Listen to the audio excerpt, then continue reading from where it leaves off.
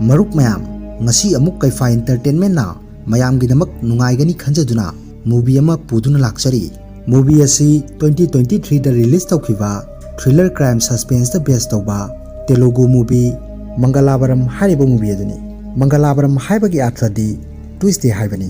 Movie asi gi director Ajay Bhupathi, writer na Ajay Bhupathi, Ragappa Sapula amadi miyoi kharan oiri. Producer na Swathi Reddy, Suresh Barba amadi Ajay Bhupathi na oiri.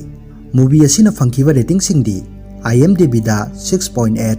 Google user na 78 like piriba film amani. Aduka film asi aina pathok saba matamda soithi lankiba chithauba yaurabasu ngakpiu haibu wafam thamjari. Fare mayam adudi tinthaba tawdana movie rom da mai onsin minarasi.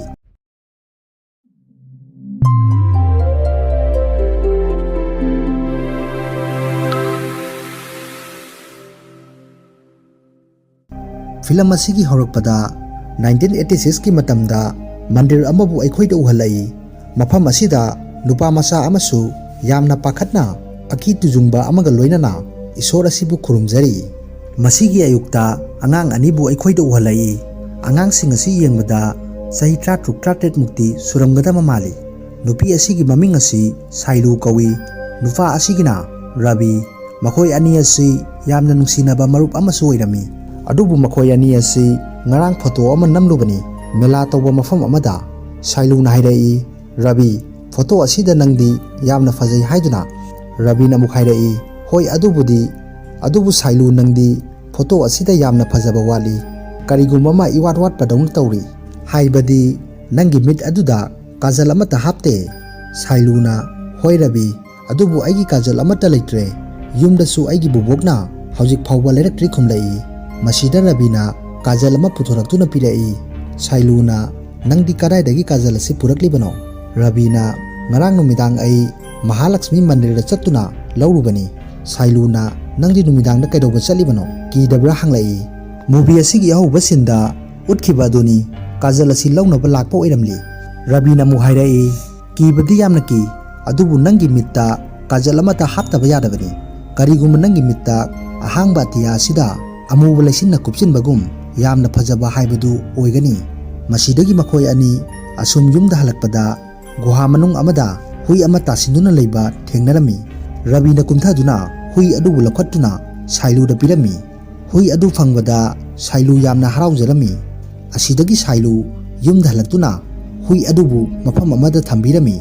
Aduga yum manungda changlakpa matamda magi mapana hairai kadaida chaluribano nangbu. Masida mayamda wafam khara thamjaramge. Sailu gi apokbi mama adu leikhidre. Aduga magi mapa asi atopa nupi ama lauduna Sailu ga mabok ka makhoi ani thamlamlaga chatkhibani. Aduga Sailu gi apokbi mama aduna Sailu gi mingda lam khara thambirami. Adugi damak lam adubu launaba marak marakta magi nupi atombi asiga makhoi ani yum asida lakpa oirami. Magi mapa asi khara mora chuba nupa amasu oirami. Adubu Sailu di magi mapabu yamna nungsijarami.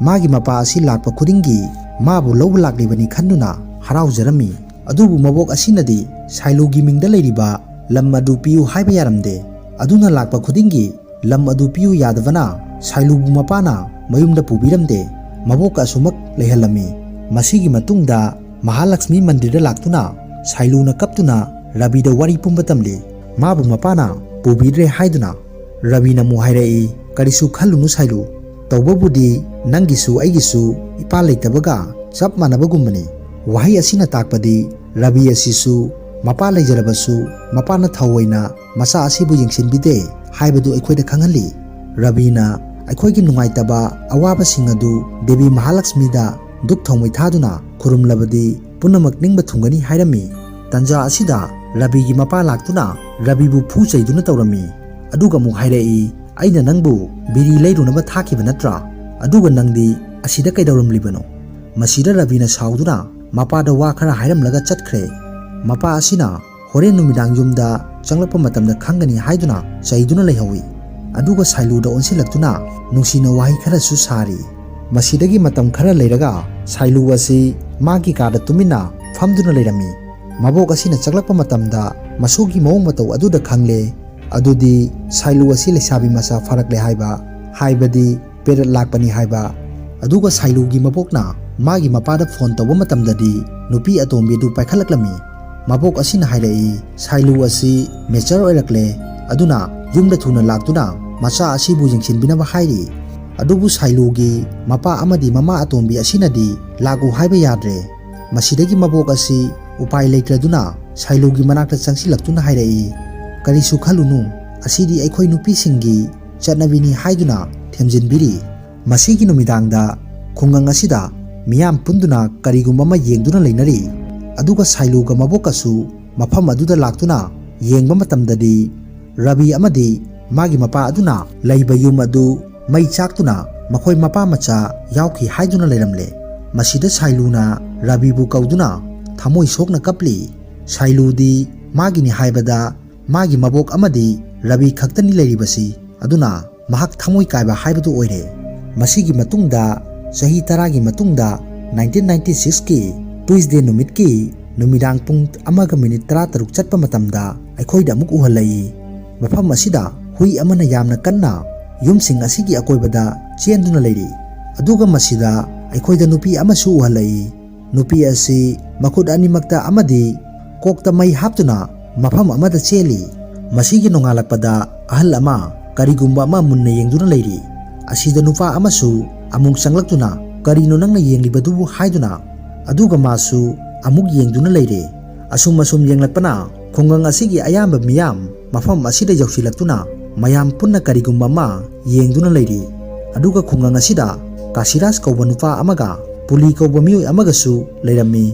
ꯑꯗꯨꯒ ꯄꯨꯂꯤ ꯀꯧꯕ ꯅꯨꯄꯥ ꯑꯁꯤꯗꯤ ꯃꯃꯤꯠ ꯎꯔꯝꯗꯦ, ꯑꯗꯨꯕꯨ ꯃꯈꯣꯏ ꯑꯅꯤ ꯑꯁꯤ ꯑꯌꯥꯝꯕ ꯃꯇꯝꯗ ꯀꯥꯁꯤꯔꯥꯖꯅ ꯂꯝꯖꯤꯡꯗꯨꯅ ꯃꯈꯣꯏ ꯑꯅꯤ ꯄꯨꯟꯃꯤꯟꯅꯔꯝꯃꯤ꯫ ꯃꯁꯤꯗ ꯃꯈꯣꯏ ꯑꯅꯤꯅ ꯂꯥꯛꯄ ꯃꯇꯝꯗꯗꯤ ꯈꯨꯡꯒꯪ ꯃꯤꯌꯥꯝ ꯄꯨꯟꯗꯨꯅ ꯂꯩꯔꯤꯕ ꯑꯗꯨ ꯎꯕꯗꯗꯤ ꯃꯈꯣꯏ ꯑꯅꯤꯁꯨ ꯆꯪꯁꯤꯜꯂꯛꯂꯝꯃꯤ꯫ ꯑꯗꯨꯒ ꯀꯥꯁꯤꯔꯥꯖꯅ ꯌꯦꯡꯕ ꯃꯇꯝꯗꯗꯤ ꯋꯥꯜꯗ ꯀꯔꯤꯒꯨꯝꯕ ꯑꯃ ꯊꯥꯗꯨꯅ ꯂꯩꯔꯤꯕ ꯑꯗꯨ ꯎꯕꯗ ꯃꯍꯥꯛꯁꯨ ꯉꯛꯅ ꯌꯦꯡꯗꯨꯅ ꯂꯩꯔꯤ꯫ ꯄꯨꯂꯤꯅ ꯍꯪꯂꯛꯏ, ꯀꯥꯁꯤꯔꯥꯖ, ꯑꯩꯈꯣꯏꯅ ꯃꯐꯝ ꯑꯁꯤꯗ ꯂꯦꯞꯇꯨꯅ ꯂꯩꯔꯤꯕꯁꯤ ꯀꯔꯤꯒꯤꯅꯣ? ꯀꯥꯁꯤꯔꯥꯖꯅ, ꯄꯨꯂꯤ, ꯅꯪꯒꯤ ꯆꯤꯟꯗꯨ ꯉꯥꯏꯍꯥꯛꯇꯪꯗꯤ ꯇꯨꯃꯤꯟꯅ ꯂꯩꯌꯨ, ꯑꯁꯤꯗ ꯗꯦꯅꯤꯌꯦꯜ ꯀꯧꯕ ꯅꯨꯄꯥ ꯑꯃ ꯑꯃꯨꯛ ꯂꯥꯛꯂꯝꯃꯤ꯫ ꯑꯗꯨꯒ ꯆꯪꯁꯤꯜꯂꯛꯇꯨꯅ ꯍꯥꯏꯔꯛꯏ, ꯀꯥꯁꯤꯔꯥꯖ, ꯀꯩ ꯂꯩꯔꯒꯦ? ꯃꯌꯥꯝ ꯄꯨꯟꯗꯨꯅ ꯑꯃꯠꯇ ꯑꯣꯏꯅ ꯌꯦꯡꯗꯨꯅ ꯂꯩꯔꯤꯕꯁꯤꯕꯨ? ꯑꯗꯨꯒ ꯋꯥꯜ ꯑꯁꯤꯗ ꯏꯔꯤꯕ ꯑꯁꯤꯅ ꯀꯔꯤ ꯍꯥꯏꯔꯤꯕꯅꯣ? ꯗꯦꯅꯤꯌꯦꯜ ꯍꯥꯏꯔꯤꯕ ꯅꯨꯄꯥ ꯑꯁꯤ ꯂꯥꯏꯔꯤꯛ ꯍꯩꯇꯕ ꯃꯤꯑꯣꯏ ꯑꯃ ꯑꯣꯏꯕꯅ ꯄꯥꯕ ꯊꯣꯛꯇꯗꯨꯅ ꯀꯥꯁꯤꯔꯥꯖꯇ ꯍꯪꯂꯤꯕꯅꯤ꯫ ꯀꯥꯁꯤꯔꯥꯖꯅ, ꯅꯪ ꯀꯗꯥꯏꯗꯒꯤ ꯂꯥꯛꯂꯤꯕꯅꯣ ꯍꯪꯂꯛꯏ꯫ ꯗꯦꯅꯤꯌꯦꯜꯅ, ꯑꯩ ꯂꯧꯕꯨꯛꯇ ꯉꯔꯥꯡ ꯅꯨꯃꯤꯗꯥꯡ ꯏꯁꯤꯡ ꯊꯥꯖꯤꯟꯅꯕ ꯑꯍꯤꯡ ꯂꯦꯛꯇꯨꯅ ꯂꯩ, ꯑꯗꯨꯒ ꯌꯨꯝꯗ ꯍꯧꯖꯤꯛ ꯂꯥꯛꯂꯤꯕ ꯑꯁꯤꯅꯤ꯫ ꯑꯗꯨꯒ ꯀꯔꯤ ꯂꯩꯔꯕꯅꯣ? ꯃꯦꯂꯥꯀ ꯂꯩꯕ ꯖꯥꯠꯂꯥ? ꯃꯌꯥꯝ ꯇꯤꯜꯂꯝꯂꯤꯕ ꯑꯁꯤ? ꯑꯗꯨꯒ ꯏꯔꯤꯕ ꯑꯁꯤꯅ ꯀꯔꯤꯅꯣ ꯍꯪꯂꯛꯏ꯫ ꯀꯥꯁꯤꯔꯥꯖꯅ ꯄꯥꯈꯠꯅ ꯄꯥꯔꯛꯏ, ꯗꯦꯅꯤꯌꯦꯜꯒꯤ ꯅꯨꯄꯤ ꯑꯁꯤꯒ ꯑꯇꯣꯞꯄ ꯅꯨꯄꯥ ꯑꯃꯒ ꯂꯣꯠꯅ ꯅꯨꯡꯁꯤꯅꯗꯨꯅ ꯂꯩꯔꯦ ꯍꯥꯏꯗꯨꯅ꯫ ꯋꯥꯍꯩ ꯑꯁꯤ ꯇꯥꯕꯗ ꯗꯦꯅꯤꯌꯦꯜ ꯌꯥꯝꯅ ꯁꯥꯎꯔꯝꯃꯤ, ꯑꯗꯨꯒ ꯃꯥꯒꯤ ꯅꯨꯄꯤ ꯉꯁꯤꯗꯤ ꯍꯥꯠꯀꯅꯤ ꯍꯥꯏꯗꯨꯅ ꯌꯥꯝꯅ ꯊꯨꯅ ꯆꯠꯈꯤꯔꯝꯃꯤ꯫ ꯑꯁꯣꯝꯗꯅ ꯑꯍꯜ ꯑꯃ ꯂꯐꯨ ꯀꯛꯇꯨꯅ ꯂꯩꯔꯝꯃꯤ꯫ ꯑꯁꯤꯗ ꯃꯍꯥꯛꯅ ꯀꯨꯔꯥꯛ ꯀꯌꯥ ꯑꯃ ꯄꯥꯏꯔꯤꯕꯗꯨ ꯎꯗꯨꯅ ꯒꯨꯍꯥ ꯑꯃ ꯂꯩꯔꯤꯕ ꯑꯗꯣꯝꯗ ꯇꯝꯅ ꯆꯪꯁꯤꯜꯂꯛꯂꯤ꯫ ꯑꯗꯨꯒ ꯆꯪꯁꯤꯜꯂꯛꯄ ꯃꯇꯝꯗꯗꯤ ꯅꯨꯄꯤ ꯑꯃꯒ ꯅꯨꯄꯥ ꯑꯃꯒ ꯁꯤꯗꯨꯅ ꯇꯥꯔꯝꯕ ꯊꯦꯡꯅꯔꯦ꯫ ꯉꯥꯏꯍꯥꯛꯀꯤ ꯃꯇꯨꯡꯗ ꯈꯨꯡꯒꯪ ꯑꯁꯤꯒꯤ ꯃꯤꯌꯥꯝ ꯒꯨꯍꯥ ꯑꯗꯨꯒꯤ ꯃꯅꯥꯛꯇ ꯌꯧꯁꯤꯜꯂꯛꯂꯝꯃꯤ꯫ ꯑꯗꯨꯒ ꯁꯤꯔꯝꯂꯤꯕ ꯅꯨꯄꯥ ꯑꯁꯤꯒꯤ ꯅꯨꯄꯤ ꯑꯁꯤꯅꯁꯨ ꯀꯞꯇꯨꯅ ꯂꯩꯔꯤ꯫ ꯑꯗꯨꯒ ꯃꯁꯤꯗ ꯁꯤꯔꯝꯂꯤꯕ ꯑꯁꯤ ꯗꯦꯅꯤꯌꯦꯜ ꯍꯥꯏꯔꯤꯕ ꯅꯨꯄꯥ ꯑꯁꯤꯒꯤ ꯅꯨꯄꯤ ꯑꯗꯨꯅꯤ꯫ ꯃꯈꯣꯏ ꯑꯅꯤ ꯑꯁꯤ ꯍꯨ ꯊꯛꯆꯤꯟꯗꯨꯅ ꯁꯤꯕ ꯑꯣꯏꯔꯝꯃꯤ꯫ ꯑꯗꯨꯕꯨ ꯃꯤꯌꯥꯝ ꯑꯁꯤꯅꯗꯤ ꯈꯟꯅꯔꯤ, ꯃꯈꯣꯏ ꯑꯅꯤ ꯑꯁꯤ ꯋꯥꯜꯗ ꯏꯗꯨꯅ ꯊꯝꯂꯝꯕ ꯑꯗꯨꯅ ꯏꯀꯥꯏꯗꯨꯅ ꯁꯨꯁꯥꯏꯗ ꯇꯧꯔꯤꯕꯅꯤ ꯍꯥꯏꯗꯨꯅ꯫ ꯑꯗꯨꯒ ꯋꯥꯜ ꯑꯗꯨꯗ ꯏꯔꯝꯂꯤꯕ ꯃꯤꯑꯣꯏ ꯑꯗꯨꯗꯤ ꯀꯅꯥꯅꯣ ꯍꯥꯏꯕꯗꯤ ꯈꯪꯕ ꯉꯝꯂꯝꯗꯦ꯫ ꯉꯥꯏꯍꯥꯛ ꯂꯩꯔꯒ ꯃꯌꯥ ꯀꯧꯕꯤ ꯑꯦꯁꯥꯏ ꯅꯨꯄꯤ ꯑꯃ ꯂꯥꯛꯂꯝꯃꯤ꯫ ꯃꯍꯥꯛ ꯑꯁꯤ ꯅꯧꯅ ꯄꯣꯁꯇꯤꯡ ꯃꯐꯝ ꯑꯁꯤꯗ ꯂꯥꯛꯄꯅꯤ꯫ ꯑꯗꯨꯒ ꯃꯍꯥꯛꯅ ꯑꯁꯤꯕ ꯑꯗꯨ ꯌꯦꯡꯁꯤꯟꯗꯨꯅ ꯂꯩꯔꯤ꯫ ꯅꯥꯀꯟ ꯑꯃꯗꯅ ꯀꯣꯟꯁꯇꯦꯕꯜ ꯑꯃ ꯄꯣꯏꯖꯟ ꯀꯧꯇꯥ ꯑꯃ ꯊꯦꯡꯅꯔꯝꯃꯤ꯫ ꯃꯁꯤꯗ ꯈꯨꯟ ꯑꯁꯤꯗꯒꯤ ꯕꯥꯁꯨ ꯀꯧꯕ ꯅꯨꯄꯥ ꯑꯃꯁꯨ ꯂꯥꯛꯂꯝꯃꯤ꯫ ꯃꯍꯥꯛ ꯑꯁꯤ ꯈꯨꯡꯒꯪ ꯑꯁꯤꯒꯤ ꯐꯣꯇꯣꯒ꯭ꯔꯥꯐꯔꯅꯤ꯫ ꯑꯗꯨꯒ ꯑꯁꯤꯕꯁꯤꯡ ꯑꯗꯨ ꯐꯣꯇꯣ ꯀꯥꯞꯇꯨꯅ ꯂꯩꯔꯤ꯫ ꯑꯁꯤꯗ ꯃꯌꯥꯅ, ꯗꯦꯅꯤꯌꯦꯜ, ꯅꯪ ꯀꯔꯝꯕ ꯃꯇꯝꯗ ꯑꯔꯣꯏꯕ ꯑꯣꯏꯅ ꯅꯪꯒꯤ ꯅꯨꯄꯤ ꯑꯁꯤ ꯎꯈꯤꯕꯅꯣ ꯍꯥꯏꯗꯨꯅ꯫ ꯗꯦꯅꯤꯌꯦꯜꯅ, ꯑꯩ ꯉꯔꯥꯡ ꯅꯨꯃꯤꯗꯥꯡ ꯑꯁꯤ ꯆꯥꯛ ꯆꯥꯔꯕ ꯃꯇꯨꯡꯗ ꯂꯧꯗ ꯏꯁꯤꯡ ꯊꯥꯖꯤꯜꯂꯨꯅꯕ ꯆꯠꯂꯤ,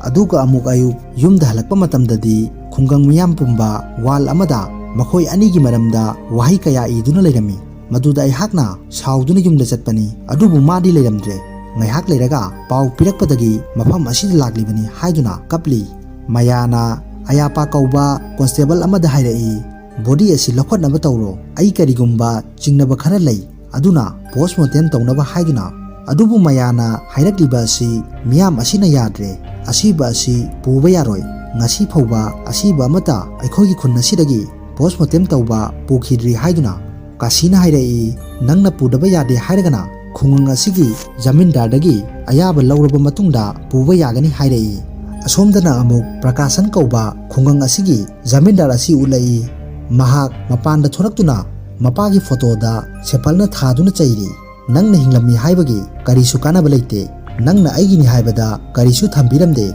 ꯑꯔꯤꯕ ꯃꯄꯨꯟꯁꯤ ꯂꯣꯏꯁꯤꯜꯂꯛꯂꯕ ꯌꯨꯝ ꯑꯁꯤ ꯅꯠꯇꯅ꯫ ꯑꯗꯨꯒ ꯑꯃꯨꯛꯁꯨ ꯃꯄꯥꯗ ꯆꯦꯄꯜꯅ ꯊꯥꯈꯤꯕ ꯑꯗꯨ ꯉꯥꯛꯄꯤꯅꯕ ꯍꯥꯏꯖꯔꯤ꯫ ꯇꯟꯖꯥ ꯑꯁꯤꯗ ꯃꯥꯒꯤ ꯅꯨꯄꯤ ꯑꯁꯤꯅ ꯃꯩ ꯑꯣꯛꯇꯨꯅ ꯏꯁꯣꯔꯕꯨ ꯈꯣꯏꯔꯝꯗꯨꯅ ꯃꯥꯕꯨ ꯑꯣꯛꯅꯕ ꯊꯣꯔꯛꯏ꯫ ꯃꯁꯤ ꯎꯕꯗ ꯄ꯭ꯔꯀꯥꯁꯟꯅ ꯃꯩ ꯑꯗꯨꯕꯨ ꯃꯨꯊꯠꯂꯝꯃꯤ, ꯃꯔꯝꯗꯤ ꯃꯍꯥꯛ ꯏꯁꯣꯔꯕꯨ ꯊꯥꯖꯗꯕ ꯃꯤꯁꯛ ꯑꯃ ꯑꯣꯏꯔꯝꯃꯤ꯫ ꯃꯍꯥꯛꯀꯤ ꯅꯨꯄꯤꯗ ꯑꯣꯟꯁꯤꯟꯗꯨꯅ ꯈꯔ ꯉꯥꯡ ꯆꯩ ꯇꯧꯗꯨꯅ ꯌꯨ ꯊꯛꯆꯤꯟꯗꯨꯅ ꯑꯁꯤꯕ ꯂꯩꯔꯝꯂꯤꯕ ꯒꯨꯍꯥ ꯑꯗꯨꯗ ꯌꯧꯁꯤꯜꯂꯛꯂꯝꯃꯤ꯫ ꯃꯌꯥꯅ ꯄ꯭ꯔꯀꯥꯁꯟꯗ ꯍꯥꯏꯔꯛꯏ, ꯑꯩ ꯃꯈꯣꯏ ꯑꯅꯤꯒꯤ ꯃꯤꯁꯤ ꯑꯁꯤ ꯆꯤꯡꯅꯕ ꯈꯔ ꯂꯩ, ꯁꯨꯁꯥꯏꯗ ꯇꯧꯗꯨꯅ ꯁꯤꯕ ꯃꯥꯟꯗꯦ, ꯑꯗꯨꯅ ꯄꯣꯁꯃꯣꯔꯇꯦꯝ ꯇꯧꯅꯕ ꯄꯨꯗꯕ ꯌꯥꯔꯣꯏ ꯍꯥꯏꯗꯨꯅ꯫ ꯄ꯭ꯔꯀꯥꯁꯟꯅ ꯃꯍꯥꯛꯅ ꯍꯥꯏꯔꯤꯕ ꯋꯥ ꯑꯗꯨ ꯊꯋꯥ ꯁꯥꯗꯅ ꯈꯨꯝꯂꯛꯂꯝꯃꯤ, ꯑꯁꯤꯒꯨꯝꯕ ꯊꯧꯗꯣꯛ ꯑꯁꯤ ꯑꯃꯨꯛꯇ ꯉꯁꯤ ꯐꯥꯎꯕ ꯈꯨꯡꯒꯪ ꯑꯁꯤꯗ ꯊꯣꯛꯇ꯭ꯔꯤ, ꯄꯣꯁꯃꯣꯔꯇꯦꯝ ꯇꯧꯕꯁꯨ ꯂꯩꯇꯦ, ꯑꯗꯨꯅ ꯃꯈꯥ ꯇꯥꯅ ꯑꯁꯤꯒꯨꯝꯕ ꯊꯧꯗꯣꯛ ꯊꯣꯛꯄꯁꯨ ꯌꯥꯔꯣꯏ ꯍꯥꯏꯔꯛꯏ꯫ ꯑꯗꯨꯒ ꯃꯈꯣꯏ ꯑꯅꯤ ꯑꯁꯤ ꯃꯔꯤ ꯂꯩꯅꯩ ꯍꯥꯏꯕꯁꯤ ꯃꯤꯌꯥꯝꯅ ꯈꯪꯂꯛꯄꯗꯒꯤ ꯃꯈꯣꯏ ꯑꯅꯤ ꯁꯨꯁꯥꯏꯗ ꯇꯧꯕꯅꯤ, ꯑꯗꯨꯅ ꯑꯁꯨꯝꯅ ꯁ꯭ꯇꯦꯠꯃꯦꯟ ꯑꯗꯨꯗꯁꯨ ꯏꯌꯨ꯫ ꯁꯤꯟ ꯑꯁꯤꯒꯤ ꯃꯇꯨꯡꯗ ꯗꯦꯅꯤꯌꯦꯜꯒꯤ ꯅꯨꯄꯤ ꯑꯁꯤ ꯆꯔꯆꯀꯤ ꯐꯥꯗꯔ ꯀꯧꯗꯨꯅ ꯃꯊꯧ ꯃꯉꯝ ꯄꯥꯡꯊꯣꯛꯇꯨꯅ ꯐꯨꯝꯖꯤꯜꯂꯝꯃꯤ꯫ ꯑꯗꯨꯒ ꯑꯁꯣꯝꯗꯅ ꯑꯃꯨꯛ ꯑꯁꯤꯕ ꯃꯤꯑꯣꯏ ꯑꯃ ꯃꯩ ꯊꯥꯗꯨꯅ ꯂꯩꯔꯤꯕꯗꯨ ꯃꯥꯛꯁ ꯎꯞꯄ ꯃꯤꯑꯣꯏ ꯑꯃꯅ ꯌꯦꯡꯗꯨꯅ ꯂꯩꯔꯤ꯫ ꯃꯁꯤꯒꯤ ꯃꯇꯨꯡꯗ ꯀꯥꯁꯤ ꯑꯃꯨꯛ ꯎꯍꯜꯂꯛꯏ, ꯃꯍꯥꯛ ꯑꯁꯤ ꯅꯨꯄꯤ ꯑꯉꯥꯡꯗ ꯈꯔ ꯆꯣꯞꯄ ꯃꯤꯑꯣꯏ ꯑꯃꯅꯤ, ꯑꯗꯨꯒ ꯗꯨꯀꯥꯟ ꯑꯃꯗ ꯂꯥꯛꯇꯨꯅ ꯅꯨꯄꯤ ꯑꯃꯕꯨ ꯄꯩꯁꯥ ꯈꯔ ꯄꯥꯏꯗꯨꯅ ꯁꯨꯝꯅꯕ ꯍꯣꯠꯅꯔꯤ, ꯑꯗꯨꯕꯨ ꯃꯥꯒꯤ ꯃꯁꯛ ꯑꯁꯤ ꯅꯨꯄꯤꯁꯤꯡꯅꯗꯤ ꯍꯩꯅꯗꯕ ꯁꯛꯇꯥ ꯍꯥꯏꯕꯗꯨ ꯑꯣꯏꯔꯝꯃꯤ꯫ ꯃꯁꯤꯗ ꯈꯨꯡꯒꯪ ꯑꯁꯤꯒꯤ ꯗꯣꯛꯇꯔ ꯑꯃ ꯑꯩꯈꯣꯏꯗ ꯎꯍꯜꯂꯛꯏ, ꯃꯍꯥꯛ ꯑꯁꯤ ꯂꯥꯛꯄ ꯎꯕꯗ ꯀꯥꯁꯤ ꯑꯃꯗꯤ ꯄꯨꯂꯤ ꯋꯥꯔꯤ ꯁꯥꯟꯅꯔꯤ꯫ ꯀꯥꯁꯤꯅ ꯍꯥꯏꯔꯛꯏ, ꯍꯧꯖꯤꯛꯇꯤ ꯒ꯭ꯌꯥꯟ ꯌꯥꯝꯅ ꯇꯥꯔꯕ ꯃꯥꯜꯂꯤ, ꯌꯥꯝꯅ ꯑꯣꯟꯈ꯭ꯔꯦ ꯃꯥꯒꯤ ꯃꯆꯥꯅꯨꯄꯤ ꯑꯗꯨ ꯁꯤꯈꯤꯕꯗꯒꯤ, ꯍꯥꯟꯅꯗꯤ ꯃꯥꯁꯨ ꯅꯨꯡꯁꯤ ꯅꯨꯡꯉꯣꯜꯒꯤ ꯃꯔꯝꯗ ꯃꯩ ꯆꯠꯂꯤꯕ ꯅꯨꯄꯥꯅꯤ꯫ ꯑꯁꯣꯝꯗꯅ ꯃꯤꯑꯣꯏ ꯈꯔ ꯗꯣꯛꯇꯔ ꯑꯗꯨꯕꯨ ꯂꯥꯛꯄ ꯉꯥꯏꯗꯨꯅ ꯂꯩꯔꯤ꯫ ꯃꯁꯤꯗ ꯗꯣꯛꯇꯔ ꯑꯁꯤꯅ ꯑꯉꯥꯡ ꯑꯃꯕꯨ ꯌꯦꯡꯂꯝꯃꯤ, ꯑꯗꯨꯒ ꯑꯃꯨꯛ ꯍꯥꯏꯔꯛꯏ, ꯑꯉꯥꯡ ꯑꯁꯤ ꯃꯁꯥ ꯌꯥꯝꯅ ꯁꯣꯛꯆꯤꯜꯂꯦ, ꯑꯗꯨꯅ ꯁꯍꯔꯗ ꯄꯨꯗꯨꯅ ꯂꯥꯌꯦꯡꯉꯨ, ꯑꯩꯈꯣꯏꯒꯤ ꯑꯁꯤꯗ ꯐꯦꯁꯤꯂꯤꯇꯤꯁ ꯌꯥꯝꯅ ꯂꯩꯇꯦ ꯍꯥꯏꯗꯨꯅ, ꯑꯗꯨꯒ ꯃꯇꯦꯡ ꯑꯣꯏꯅꯕ ꯍꯥꯏꯗꯨꯅ ꯄꯩꯁꯥ ꯈꯔꯁꯨ ꯄꯤꯔꯤ꯫ ꯃꯁꯤꯒꯤ ꯃꯇꯨꯡꯗ ꯅꯥꯅꯤ ꯀꯧꯕ ꯅꯨꯄꯥ ꯑꯃ ꯑꯩꯈꯣꯏꯗ ꯎꯍꯜꯂꯛꯏ, ꯃꯍꯥꯛ ꯑꯁꯤ ꯌꯨꯝ ꯑꯃꯗ ꯂꯥꯛꯂꯝꯃꯤ, ꯃꯔꯝꯗꯤ ꯒꯨꯔꯨꯖꯥ ꯀꯧꯕ ꯅꯨꯄꯥ ꯑꯃꯒꯤ ꯃꯆꯟꯅꯨꯄꯤ ꯑꯃꯒ ꯂꯣꯠꯅ ꯅꯨꯡꯁꯤꯅꯔꯝꯃꯤ꯫ ꯇꯟꯖꯥ ꯑꯁꯤꯗ ꯒꯥꯔꯤ ꯃꯈꯣꯜ ꯑꯃ ꯇꯥꯔꯛꯄꯗꯒꯤ ꯃꯄꯥꯟꯗ ꯊꯣꯔꯛꯂꯝꯃꯤ꯫ ꯒꯨꯔꯨꯖꯥꯅ, ꯅꯪꯗꯤ ꯑꯁꯤꯗ ꯀꯩꯗꯧꯕ ꯂꯥꯛꯂꯤꯕꯅꯣ? ꯅꯥꯅꯤꯅ, ꯕꯥꯔꯇꯣꯟ ꯑꯃ ꯊꯤꯟꯕ ꯂꯥꯛꯄꯅꯤ, ꯃꯈꯣꯏ ꯑꯅꯤ ꯑꯁꯤ ꯍꯥꯟꯅ ꯃꯔꯨꯞ ꯑꯣꯏꯔꯝꯃꯤ, ꯑꯗꯨꯕꯨ ꯍꯧꯖꯤꯛꯇꯤ ꯈꯟꯅꯈꯤꯕ ꯑꯃꯗꯒꯤ ꯁꯥꯎꯅꯕ ꯍꯥꯏꯕꯗꯨ ꯑꯣꯏꯔꯝꯃꯤ꯫ ꯃꯁꯤꯒꯤ ꯅꯣꯡꯉꯥꯜꯂꯛꯄꯗ ꯈꯨꯡꯒꯪ ꯑꯁꯤꯗ ꯂꯨꯍꯣꯡꯕ ꯑꯆꯧꯕ ꯑꯃ ꯂꯩꯔꯝꯃꯤ, ꯑꯗꯨꯒ ꯅꯨꯃꯤꯠ ꯑꯁꯤ ꯈꯨꯡꯒꯪ ꯃꯤꯌꯥꯝ ꯑꯌꯥꯝꯕ ꯂꯥꯛꯅꯔꯝꯃꯤ꯫ ꯃꯁꯤꯗ ꯒꯨꯔꯨꯖꯥ ꯑꯃꯗꯤ ꯃꯤꯑꯣꯏ ꯈꯔ ꯄꯨꯟꯗꯨꯅ ꯋꯥꯔꯤ ꯁꯥꯟꯅꯔꯤ꯫ ꯅꯨꯄꯥ ꯑꯃꯅ ꯍꯥꯏꯔꯛꯏ, ꯅꯨꯃꯤꯠ ꯑꯗꯨꯗ ꯋꯥꯜꯗ ꯏꯔꯝꯂꯤꯕ ꯅꯨꯄꯥ ꯑꯗꯨ ꯀꯅꯥꯅꯣ ꯃꯁꯛ ꯈꯪꯂꯕ꯭ꯔꯥ ꯍꯥꯏꯗꯨꯅ꯫ ꯒꯨꯔꯨꯖꯥꯅ ꯑꯃꯨꯛ ꯍꯥꯏꯔꯛꯏ, ꯑꯩꯗꯤ ꯕꯥꯁꯨ ꯑꯁꯤ ꯌꯥꯝꯅ ꯆꯤꯡꯅꯩ ꯍꯥꯏꯗꯨꯅ꯫ ꯑꯍꯜ ꯑꯃꯅ ꯍꯥꯏꯔꯛꯏ, ꯋꯥꯊꯤ ꯇꯧꯒꯅꯨ, ꯅꯪ ꯃꯥꯅꯅꯤ ꯍꯥꯏꯕ ꯆꯞ ꯆꯥꯕ ꯈꯪꯂꯕ꯭ꯔꯥ? ꯈꯪꯗꯅ ꯋꯥ ꯀꯔꯤꯁꯨ ꯍꯥꯏꯒꯅꯨ ꯍꯥꯏꯗꯨꯅ꯫ ꯋꯥꯔꯤꯁꯤꯡ ꯑꯁꯤ ꯅꯥꯅꯤ ꯀꯧꯕ ꯅꯨꯄꯥ ꯑꯁꯤꯅ ꯆꯪꯁꯤꯜꯂꯛꯇꯨꯅ ꯕꯥꯁꯨꯗ ꯇꯝꯂꯤ꯫ ꯋꯥꯜꯗ ꯏꯔꯝꯂꯤꯕ ꯑꯗꯨ ꯅꯪ ꯑꯣꯏꯔꯝꯒꯅꯤ ꯍꯥꯏꯗꯨꯅ ꯒꯨꯔꯨꯖꯥꯅ ꯁꯟꯗꯣꯛꯍꯧꯔꯦ ꯍꯥꯏꯗꯨꯅ꯫ ꯑꯗꯨꯒ ꯅꯨꯃꯤꯠ ꯑꯗꯨꯗ ꯗꯦꯅꯤꯌꯦꯜꯒꯤ ꯅꯨꯄꯤꯒ ꯁꯤꯃꯤꯟꯅꯔꯤꯕ ꯅꯨꯄꯥ ꯑꯗꯨ ꯒꯨꯔꯨꯖꯥꯒꯤ ꯃꯔꯨꯞ ꯑꯃ ꯑꯣꯏꯔꯝꯃꯤ꯫ ꯋꯥ ꯑꯗꯨ ꯇꯥꯕꯗ ꯕꯥꯁꯨ ꯊꯨꯅ ꯆꯪꯁꯤꯜꯂꯛꯇꯨꯅ ꯐꯝꯗꯨꯅ ꯂꯩꯔꯤꯕ ꯒꯨꯔꯨꯖꯥꯕꯨ ꯀꯥꯎꯊꯔꯛꯏ꯫ ꯃꯁꯤꯗꯒꯤ ꯃꯈꯣꯏ ꯑꯅꯤ ꯑꯁꯤ ꯃꯐꯝ ꯑꯁꯤꯗ ꯈꯟꯅꯔꯛꯂꯦ, ꯑꯗꯨꯒ ꯇꯤꯜꯂꯤꯕ ꯃꯤꯌꯥꯝ ꯑꯁꯤꯁꯨ ꯀꯔꯤꯁꯨ ꯂꯩꯇꯕ ꯋꯥꯔꯗ ꯅꯠꯇ꯭ꯔꯒ ꯊꯕꯛꯇ ꯑꯁꯣꯏꯕ ꯊꯤꯅꯗꯨꯅ ꯃꯥꯒꯤ ꯊꯣꯛꯄ ꯐꯨꯗꯠꯅꯔꯛꯂꯦ꯫ ꯁꯤꯟ ꯑꯁꯤ ꯑꯁꯦꯡꯕꯗꯁꯨ ꯌꯥꯝꯅ ꯐꯖꯕ ꯃꯑꯣꯡ ꯑꯃꯅꯤ꯫ ꯃꯤꯑꯣꯏ ꯑꯅꯤꯅ ꯈꯟꯅꯕ ꯍꯧꯔꯨꯔꯛꯇꯨꯅ ꯇꯤꯜꯂꯝꯂꯤꯕ ꯃꯤꯌꯥꯝ ꯑꯁꯤꯁꯨ ꯐꯨꯅꯕꯗ ꯃꯦꯟꯊꯣꯡ ꯇꯥꯗ꯭ꯔꯦ꯫ ꯇꯟꯖꯥ ꯑꯁꯤꯗ ꯅꯨꯄꯥ ꯑꯃꯅ ꯈꯨꯡꯒꯪ ꯑꯁꯤꯒꯤ ꯖꯃꯤꯟꯗꯥꯔꯒꯤ ꯒꯥꯔꯤ ꯂꯥꯛꯄ ꯑꯗꯨ ꯎꯕꯗ ꯆꯪꯁꯤꯜꯂꯛꯇꯨꯅ ꯂꯥꯎꯔꯛꯏ, ꯖꯃꯤꯟꯗꯥꯔꯒꯤ ꯒꯥꯔꯤ ꯂꯥꯛꯏ ꯍꯥꯏꯗꯨꯅ꯫ ꯃꯁꯤꯗ ꯁꯤꯟ ꯑꯁꯤ ꯅꯣꯛꯅꯤꯡꯕ ꯑꯃꯁꯨ ꯑꯣꯏꯍꯜꯂꯤ꯫ ꯉꯁꯥꯏꯗꯒꯤ ꯈꯟꯅꯔꯝꯂꯤꯕ ꯃꯌꯥꯝ ꯑꯗꯨ ꯖꯃꯤꯟꯗꯥꯔꯒꯤ ꯒꯥꯔꯤ ꯂꯥꯛꯂꯦ ꯇꯥꯕꯗ ꯈꯠꯅ ꯆꯩꯅꯕ ꯄꯨꯝꯅꯃꯛ ꯇꯣꯛꯂꯗꯨꯅ ꯈꯟꯅꯔꯝꯕꯁꯤꯡ ꯑꯗꯨ ꯑꯃꯗꯤ ꯑꯀꯥꯏ ꯑꯇꯣꯏ ꯀꯌꯥ ꯑꯗꯨ ꯊꯨꯅ ꯂꯣꯏꯁꯤꯟꯅꯗꯨꯅ ꯍꯥꯟꯅꯒꯨꯝ ꯊꯝꯂꯝꯃꯤ, ꯀꯔꯤꯁꯨ ꯇꯧꯗꯕ ꯁꯥꯗꯨꯅ꯫ ꯈꯨꯡꯒꯪ ꯃꯤꯌꯥꯝ ꯑꯁꯤꯅꯁꯨ ꯖꯃꯤꯟꯗꯥꯔ ꯑꯃꯗꯤ ꯃꯥꯒꯤ ꯅꯨꯄꯤ ꯑꯁꯤ ꯌꯥꯝꯅ ꯀꯤ ꯍꯪꯒꯣꯏꯅ ꯔꯦꯁꯄꯦꯛ ꯐꯖꯅ ꯊꯝꯂꯤ꯫ ꯑꯗꯨꯕꯨ ꯂꯨꯍꯣꯡꯕ ꯑꯁꯤ ꯄ꯭ꯔꯀꯥꯁꯟꯗꯤ ꯂꯥꯛꯂꯝꯗꯦ, ꯃꯍꯥꯛꯀꯤ ꯅꯨꯄꯤ ꯑꯣꯏꯅ ꯂꯥꯛꯂꯝꯃꯤ꯫ ꯅꯨꯄꯤ ꯑꯁꯤꯅ ꯆꯪꯁꯤꯜꯂꯛꯇꯨꯅ ꯂꯨꯍꯣꯡꯂꯤꯕ ꯅꯨꯄꯤ ꯑꯁꯤꯕꯨ ꯈꯨꯗꯣꯟꯄꯣꯠ ꯈꯔ ꯄꯤꯗꯨꯅ ꯑꯃꯨꯛ ꯌꯥꯝꯅ ꯊꯨꯅ ꯃꯐꯝ ꯑꯁꯤꯗꯒꯤ ꯆꯠꯈ꯭ꯔꯦ꯫ ꯃꯍꯥꯛ ꯑꯁꯤ ꯍꯦꯛ ꯆꯠꯈꯤꯕꯒ ꯍꯥꯟꯅꯒꯨꯝ ꯈꯟꯅ ꯆꯩꯅꯕ ꯑꯃꯨꯛ ꯍꯧꯔꯛꯂꯝꯃꯤ꯫ ꯇꯧꯔꯤꯕ ꯁꯤꯟ ꯑꯁꯤ ꯑꯁꯨꯛꯀꯤ ꯃꯇꯤꯛ ꯐꯖꯕ ꯃꯇꯥꯡ ꯑꯃ ꯑꯣꯏꯔꯝꯃꯤ꯫ ꯒ꯭ꯌꯥꯟ ꯃꯦꯟ ꯇꯥꯗꯦ ꯈꯟꯅ ꯆꯩꯅꯕ ꯑꯁꯤ꯫ ꯇꯟꯖꯥ ꯑꯁꯤꯗ ꯂꯨꯍꯣꯡꯂꯤꯕ ꯅꯨꯄꯤ ꯑꯁꯤꯒꯤ ꯃꯄꯥꯒ ꯑꯍꯜ ꯈꯔꯒ ꯆꯪꯁꯤꯜꯂꯛꯇꯨꯅ ꯑꯔꯣꯏꯕꯗ ꯈꯥꯝꯗꯣꯛꯂꯝꯃꯤ꯫ ꯁꯤꯟ ꯑꯁꯤꯒꯤ ꯃꯇꯨꯡꯗ ꯖꯃꯤꯟꯗꯥꯔ ꯑꯁꯤ ꯑꯃꯨꯛ ꯎꯍꯜꯂꯛꯏ꯫ ꯃꯍꯥꯛ ꯑꯁꯤ ꯅꯣꯡꯃꯩ ꯑꯃ ꯄꯥꯏꯗꯨꯅ ꯎꯆꯦꯛ ꯀꯥꯞꯇꯨꯅ ꯂꯩꯔꯝꯃꯤ꯫ ꯃꯁꯤꯗ ꯈꯨꯡꯒꯪ ꯑꯁꯤꯒꯤ ꯄꯥꯟꯗꯤꯠ ꯑꯃ ꯂꯥꯛꯇꯨꯅ ꯀꯧꯔꯛꯏ꯫ ꯄ꯭ꯔꯀꯥꯁꯟꯅ "ꯀꯩꯗꯧꯕ ꯌꯥꯎꯔꯦ? ꯀꯔꯤ ꯊꯕꯛ ꯂꯩꯕꯒꯦ ꯂꯥꯛꯂꯤꯕꯁꯤ?" ꯍꯪꯂꯛꯏ꯫ ꯄꯥꯟꯗꯤꯠ ꯑꯁꯤꯅ ꯂꯥꯛꯀꯗꯧꯔꯤꯕ ꯏꯁꯣꯔꯒꯤ ꯃꯦꯂꯥ ꯑꯁꯤ ꯀꯨꯏꯁꯤꯜꯂꯛꯇ꯭ꯔꯦ, ꯑꯗꯨꯅ ꯄꯩꯁꯥ ꯈꯔ ꯍꯥꯞꯄꯤꯅꯕ ꯍꯥꯏꯔꯤ꯫ ꯄ꯭ꯔꯀꯥꯁꯟꯅꯗꯤ ꯏꯁꯣꯔ ꯊꯥꯖꯗꯕꯅ ꯃꯔꯝ ꯑꯣꯏꯗꯨꯅ ꯊꯤꯅ ꯆꯩꯔꯛꯂꯤ, ꯑꯗꯨꯒ ꯅꯣꯡꯃꯩ ꯑꯁꯤ ꯎꯠꯇꯨꯅꯁꯨ ꯗꯞ ꯇꯧꯔꯝꯃꯤ꯫ ꯑꯁꯤꯗ ꯄꯥꯟꯗꯤꯠ ꯑꯁꯤ ꯊꯋꯥꯏ ꯅꯨꯡꯉꯥꯏꯇꯅ ꯆꯠꯈꯤꯒꯦ ꯇꯧꯔꯛꯄ ꯃꯇꯝꯗ ꯄ꯭ꯔꯀꯥꯁꯟꯒꯤ ꯅꯨꯄꯤ ꯑꯁꯤꯅ ꯀꯧꯁꯤꯟꯗꯨꯅ ꯍꯥꯏꯔꯛꯏ, "ꯀꯔꯤꯁꯨ ꯈꯟꯕꯤꯒꯅꯨ, ꯃꯥ ꯍꯟꯗꯛ ꯑꯁꯤ ꯇꯦꯟꯁꯟ ꯈꯔ ꯂꯩꯕꯅ ꯁꯥꯎꯔꯤꯕꯅꯤ"꯫ ꯋꯥꯍꯩꯁꯤꯡ ꯑꯁꯤ ꯍꯥꯏꯗꯨꯅ ꯄꯩꯁꯥ ꯈꯔ ꯄꯨꯊꯣꯔꯛꯇꯨꯅ ꯄꯤꯔꯝꯃꯤ꯫ ꯄ꯭ꯔꯀꯥꯁꯟꯒꯤ ꯅꯨꯄꯤ ꯑꯁꯤ ꯄꯨꯛꯆꯦꯜ ꯌꯥꯝꯅ ꯁꯦꯡꯅ ꯈꯨꯡꯒꯪ ꯃꯤꯌꯥꯝꯅ ꯌꯥꯕ ꯃꯤꯁꯛ ꯑꯃ ꯑꯣꯏꯔꯝꯃꯤ꯫ ꯑꯗꯨꯒ ꯃꯦꯂꯥ ꯑꯁꯤ ꯀꯔꯤ ꯅꯨꯃꯤꯠꯇꯒꯤ ꯍꯧꯒꯗꯧꯔꯤꯕꯅꯣ ꯍꯥꯏꯗꯨꯅ ꯍꯪꯂꯛꯏ꯫ ꯄꯟꯗꯤꯠ ꯑꯁꯤꯅ "ꯃꯟꯗꯦ ꯅꯨꯃꯤꯠꯇꯒꯤ ꯍꯧꯒꯗꯧꯔꯤꯕꯅꯤ, ꯑꯗꯨꯒ ꯇ꯭ꯌꯨꯁꯗꯦ ꯅꯨꯃꯤꯠꯀꯤ ꯄꯨꯡ 12:1 ꯆꯠꯄ ꯃꯇꯝꯗ ꯂꯣꯏꯒꯗꯧꯔꯤꯕꯅꯤ꯫ ꯗꯦꯕꯤ ꯃꯍꯥꯂꯛꯁꯃꯤꯒꯤ ꯈ꯭ꯋꯥꯏꯗꯒꯤ ꯄꯥꯝꯖꯕ ꯅꯨꯃꯤꯠ ꯑꯁꯤ ꯇ꯭ꯌꯨꯁꯗꯦ ꯅꯨꯃꯤꯠ ꯑꯁꯤꯅꯤ"꯫ ꯄ꯭ꯔꯀꯥꯁꯟꯒꯤ ꯅꯨꯄꯤ ꯑꯁꯤꯕꯨ ꯊꯥꯒꯠ ꯋꯥꯍꯩ ꯀꯌꯥ ꯐꯣꯡꯗꯣꯛꯇꯨꯅ ꯆꯠꯈ꯭ꯔꯦ꯫ ꯑꯗꯨꯒ ꯆꯪꯂꯛꯄ ꯃꯇꯝꯗ ꯄ꯭ꯔꯀꯥꯁꯟꯅ ꯍꯥꯏꯔꯛꯏ, "ꯀꯔꯤꯒꯤ ꯑꯩꯉꯣꯟꯗ ꯍꯥꯏꯔꯝꯗꯅ ꯄꯩꯁꯥ ꯄꯤꯔꯤꯕꯅꯣ? ꯈꯨꯡꯒꯪ ꯑꯁꯤꯗ ꯅꯪꯅ ꯄꯨꯛꯆꯦꯜ ꯆꯥꯎꯕ ꯁꯥꯗꯨꯅ ꯑꯩꯕꯨ ꯐꯠꯇꯅ ꯎꯍꯜꯂꯤꯕ ꯀꯔꯤꯒꯤꯅꯣ?" ꯍꯥꯏꯗꯨꯅ ꯆꯩꯔꯤ꯫ ꯁꯤꯟ ꯑꯁꯤꯒꯤ ꯃꯇꯨꯡꯗ ꯃꯌꯥ ꯑꯃꯗꯤ ꯀꯟꯁꯇꯦꯕꯜ ꯑꯌꯥꯞꯄ ꯃꯐꯝ ꯑꯃꯗ ꯋꯥꯔꯤ ꯁꯥꯟꯅꯗꯨꯅ ꯆꯠꯂꯤ꯫ ꯃꯁꯤꯗ ꯃꯌꯥꯅ ꯃꯥꯛꯁ ꯎꯞꯄ ꯅꯨꯄꯥ ꯑꯗꯨ ꯍꯥꯏꯐꯦꯠ ꯎꯈꯤꯔꯝꯃꯤ꯫ ꯑꯗꯨꯒ ꯒꯥꯔꯤ ꯑꯗꯨ ꯌꯥꯝꯅ ꯊꯨꯅ ꯈꯥꯝꯍꯟꯗꯨꯅ ꯀꯨꯝꯊꯔꯒ ꯌꯦꯡꯕ ꯃꯇꯝꯗꯗꯤ ꯃꯤꯑꯣꯏ ꯑꯗꯨ ꯂꯩꯔꯝꯗ꯭ꯔꯦ꯫ ꯑꯁꯤꯗꯒꯤ ꯃꯍꯥꯂꯛꯁꯃꯤꯒꯤ ꯃꯦꯂꯥ ꯑꯗꯨꯁꯨ ꯍꯧꯔꯝꯃꯤ꯫ ꯑꯁꯤꯗ ꯃꯤꯑꯣꯏ ꯑꯃꯅ ꯏꯁꯣꯔꯕꯨ ꯂꯥꯠꯆꯗꯨꯅ ꯏꯁꯩ ꯖꯒꯣꯏ ꯀꯌꯥ ꯑꯃꯁꯨ ꯇꯧꯔꯝꯃꯤ꯫ ꯑꯁꯣꯝꯗꯅ ꯈꯨꯡꯒꯪ ꯑꯁꯤꯒꯤ ꯃꯄꯥꯟꯗ ꯃꯥꯛꯁ ꯎꯞꯄ ꯅꯨꯄꯥ ꯑꯁꯤꯁꯨ ꯏꯁꯣꯔꯕꯨ ꯂꯥꯞꯅ ꯈꯨꯔꯨꯝꯖꯗꯨꯅ ꯖꯒꯣꯏ ꯀꯌꯥ ꯁꯥꯔꯤ꯫ ꯃꯌꯥꯝ ꯃꯤꯑꯣꯏ ꯑꯁꯤ ꯀꯅꯥꯅꯣ ꯍꯥꯏꯕꯗꯨ ꯐꯤꯂꯝ ꯑꯁꯤꯒꯤ ꯃꯈꯥ ꯇꯥꯕ ꯁꯔꯨꯛꯇ ꯁꯣꯏꯗꯅ ꯈꯪꯕꯤꯔꯒꯅꯤ꯫ ꯑꯗꯨꯒ ꯍꯥꯟꯅꯒꯨꯝ ꯅꯨꯄꯤ ꯑꯃꯅ ꯈꯨꯠꯇ ꯑꯃꯗꯤ ꯀꯣꯛꯇ ꯃꯩ ꯍꯥꯞꯇꯨꯅ ꯈꯨꯡꯒꯪ ꯑꯁꯤꯒꯤ ꯑꯀꯣꯏꯕꯗ ꯑꯃꯨꯛꯁꯨ ꯆꯦꯜꯂꯤ꯫ ꯃꯁꯤꯁꯨ ꯃꯈꯥ ꯇꯥꯕ ꯁꯔꯨꯛꯇ ꯃꯌꯥꯝꯅ ꯁꯣꯏꯗꯅ ꯈꯪꯕꯤꯔꯒꯅꯤ꯫ ꯅꯨꯃꯤꯠ ꯑꯁꯤꯒꯤ ꯅꯣꯡꯉꯥꯜꯂꯛꯄꯗ ꯃꯤꯑꯣꯏ ꯑꯃ ꯁꯥꯏꯀꯜ ꯊꯧꯗꯨꯅ ꯂꯥꯛꯂꯝꯃꯤ꯫ ꯃꯍꯥꯛ ꯀꯔꯤꯒꯨꯝꯕ ꯑꯃ ꯎꯕꯗꯒꯤ ꯌꯥꯝꯅ ꯉꯛꯅ ꯂꯦꯞꯇꯨꯅ ꯄꯥꯗꯨꯅ ꯂꯩꯔꯤ꯫ ꯑꯗꯨꯒ ꯀꯅꯥꯒꯨꯝꯕ ꯑꯃꯅ ꯋꯥꯜꯗ ꯋꯥꯍꯩ ꯀꯌꯥꯃꯔꯨꯝ ꯑꯃ ꯏꯔꯝꯂꯦ ꯍꯥꯏꯗꯨꯅ ꯂꯥꯎꯗꯨꯅ ꯆꯦꯟꯈ꯭ꯔꯦ꯫ ꯉꯥꯏꯍꯥꯛꯀꯤ ꯃꯇꯨꯡꯗ ꯃꯤꯑꯣꯏ ꯀꯌꯥ ꯑꯃ ꯌꯦꯡꯅꯕꯒꯤꯗꯃꯛ ꯃꯐꯝ ꯑꯗꯨ ꯌꯧꯁꯤꯜꯂꯛꯂꯝꯃꯤ꯫ ꯄꯨꯂꯤꯅ ꯂꯦꯞꯇꯨꯅ ꯍꯥꯏꯔꯛꯏ, "ꯀꯥꯁꯤ, ꯋꯥꯜꯗ ꯏꯔꯝꯂꯤꯕ ꯑꯗꯨ ꯅꯪꯒꯤ ꯃꯤꯡ ꯑꯃꯨꯛ ꯏꯔꯝꯗꯅꯀꯣ, ꯑꯩꯗꯤ ꯑꯀꯤꯕ ꯐꯥꯎꯏ" ꯍꯥꯏꯗꯨꯅ꯫ ꯁꯤꯟ ꯑꯁꯤ ꯌꯥꯝꯅ ꯅꯣꯛꯅꯤꯡꯕ ꯃꯇꯥꯡ ꯑꯃꯅꯤ꯫ ꯀꯥꯁꯤꯅ "ꯑꯩꯗꯤ ꯀꯔꯤꯒꯤ ꯏꯒꯗꯧꯔꯤꯕꯅꯣ?" ꯄꯨꯂꯤꯅ "ꯂꯩꯗꯅ ꯈꯨꯡꯒꯪ ꯑꯁꯤꯗ ꯈ꯭ꯋꯥꯏꯗꯒꯤ ꯔꯣꯃꯥꯟꯇꯤꯛ ꯑꯣꯏꯕ ꯅꯨꯄꯤ ꯁꯨꯝꯍꯠꯄ ꯉꯝꯕꯁꯤꯗꯤ ꯅꯪ ꯈꯛꯇꯅꯤ" ꯍꯥꯏꯗꯨꯅ ꯃꯁꯤꯗꯒꯤ ꯃꯤꯌꯥꯝ ꯄꯨꯝꯕ ꯃꯐꯝ ꯑꯗꯨ ꯌꯧꯁꯤꯜꯂꯛꯇꯨꯅ ꯌꯦꯡꯗꯨꯅ ꯂꯩꯔꯤ꯫ ꯀꯥꯁꯤꯅ ꯏꯔꯤꯕꯁꯤꯡ ꯑꯗꯨ ꯄꯥꯔꯛꯏ꯫ ꯀ꯭ꯔꯤꯁꯅ ꯀꯧꯕ ꯃꯤꯑꯣꯏ ꯑꯁꯤꯒ ꯗꯨꯀꯥꯟ ꯐꯝꯕꯤ ꯅꯥꯒꯃꯅꯤ ꯍꯥꯏꯔꯤꯕ ꯅꯨꯄꯤ ꯑꯁꯤꯒ ꯑꯔꯣꯠꯄ ꯔꯤꯂꯦꯁꯟ ꯂꯩꯔꯦ ꯍꯥꯏꯗꯨꯅ꯫ ꯑꯁꯣꯝꯗꯅ ꯃꯤꯑꯣꯏ ꯑꯃ ꯐꯥꯝꯗꯒꯤ ꯍꯜꯂꯛꯂꯤ꯫ ꯃꯁꯤꯗ ꯃꯍꯥꯛꯅ ꯃꯤꯑꯣꯏ ꯑꯅꯤ ꯊꯧꯔꯤ ꯌꯥꯜꯂꯝꯕꯗꯨ ꯎꯕꯗꯒꯤ ꯉꯥꯏꯍꯥꯛꯀꯤ ꯃꯇꯨꯡꯗ ꯑꯦꯁꯥꯏ ꯃꯌꯥ ꯑꯃꯗꯤ ꯄꯨꯂꯤꯁꯁꯤꯡ ꯃꯐꯝ ꯑꯗꯨ ꯌꯧꯁꯤꯜꯂꯛꯇꯨꯅ ꯌꯦꯡꯗꯨꯅ ꯂꯩꯔꯤ꯫ ꯍꯧꯖꯤꯛ ꯋꯥꯜꯗ ꯏꯔꯝꯂꯤꯕ ꯃꯤꯑꯣꯏ ꯑꯅꯤ ꯑꯗꯨꯅꯤ ꯑꯃꯨꯛ ꯁꯤꯗꯨꯅ ꯂꯩꯔꯝꯂꯤꯕꯁꯤ꯫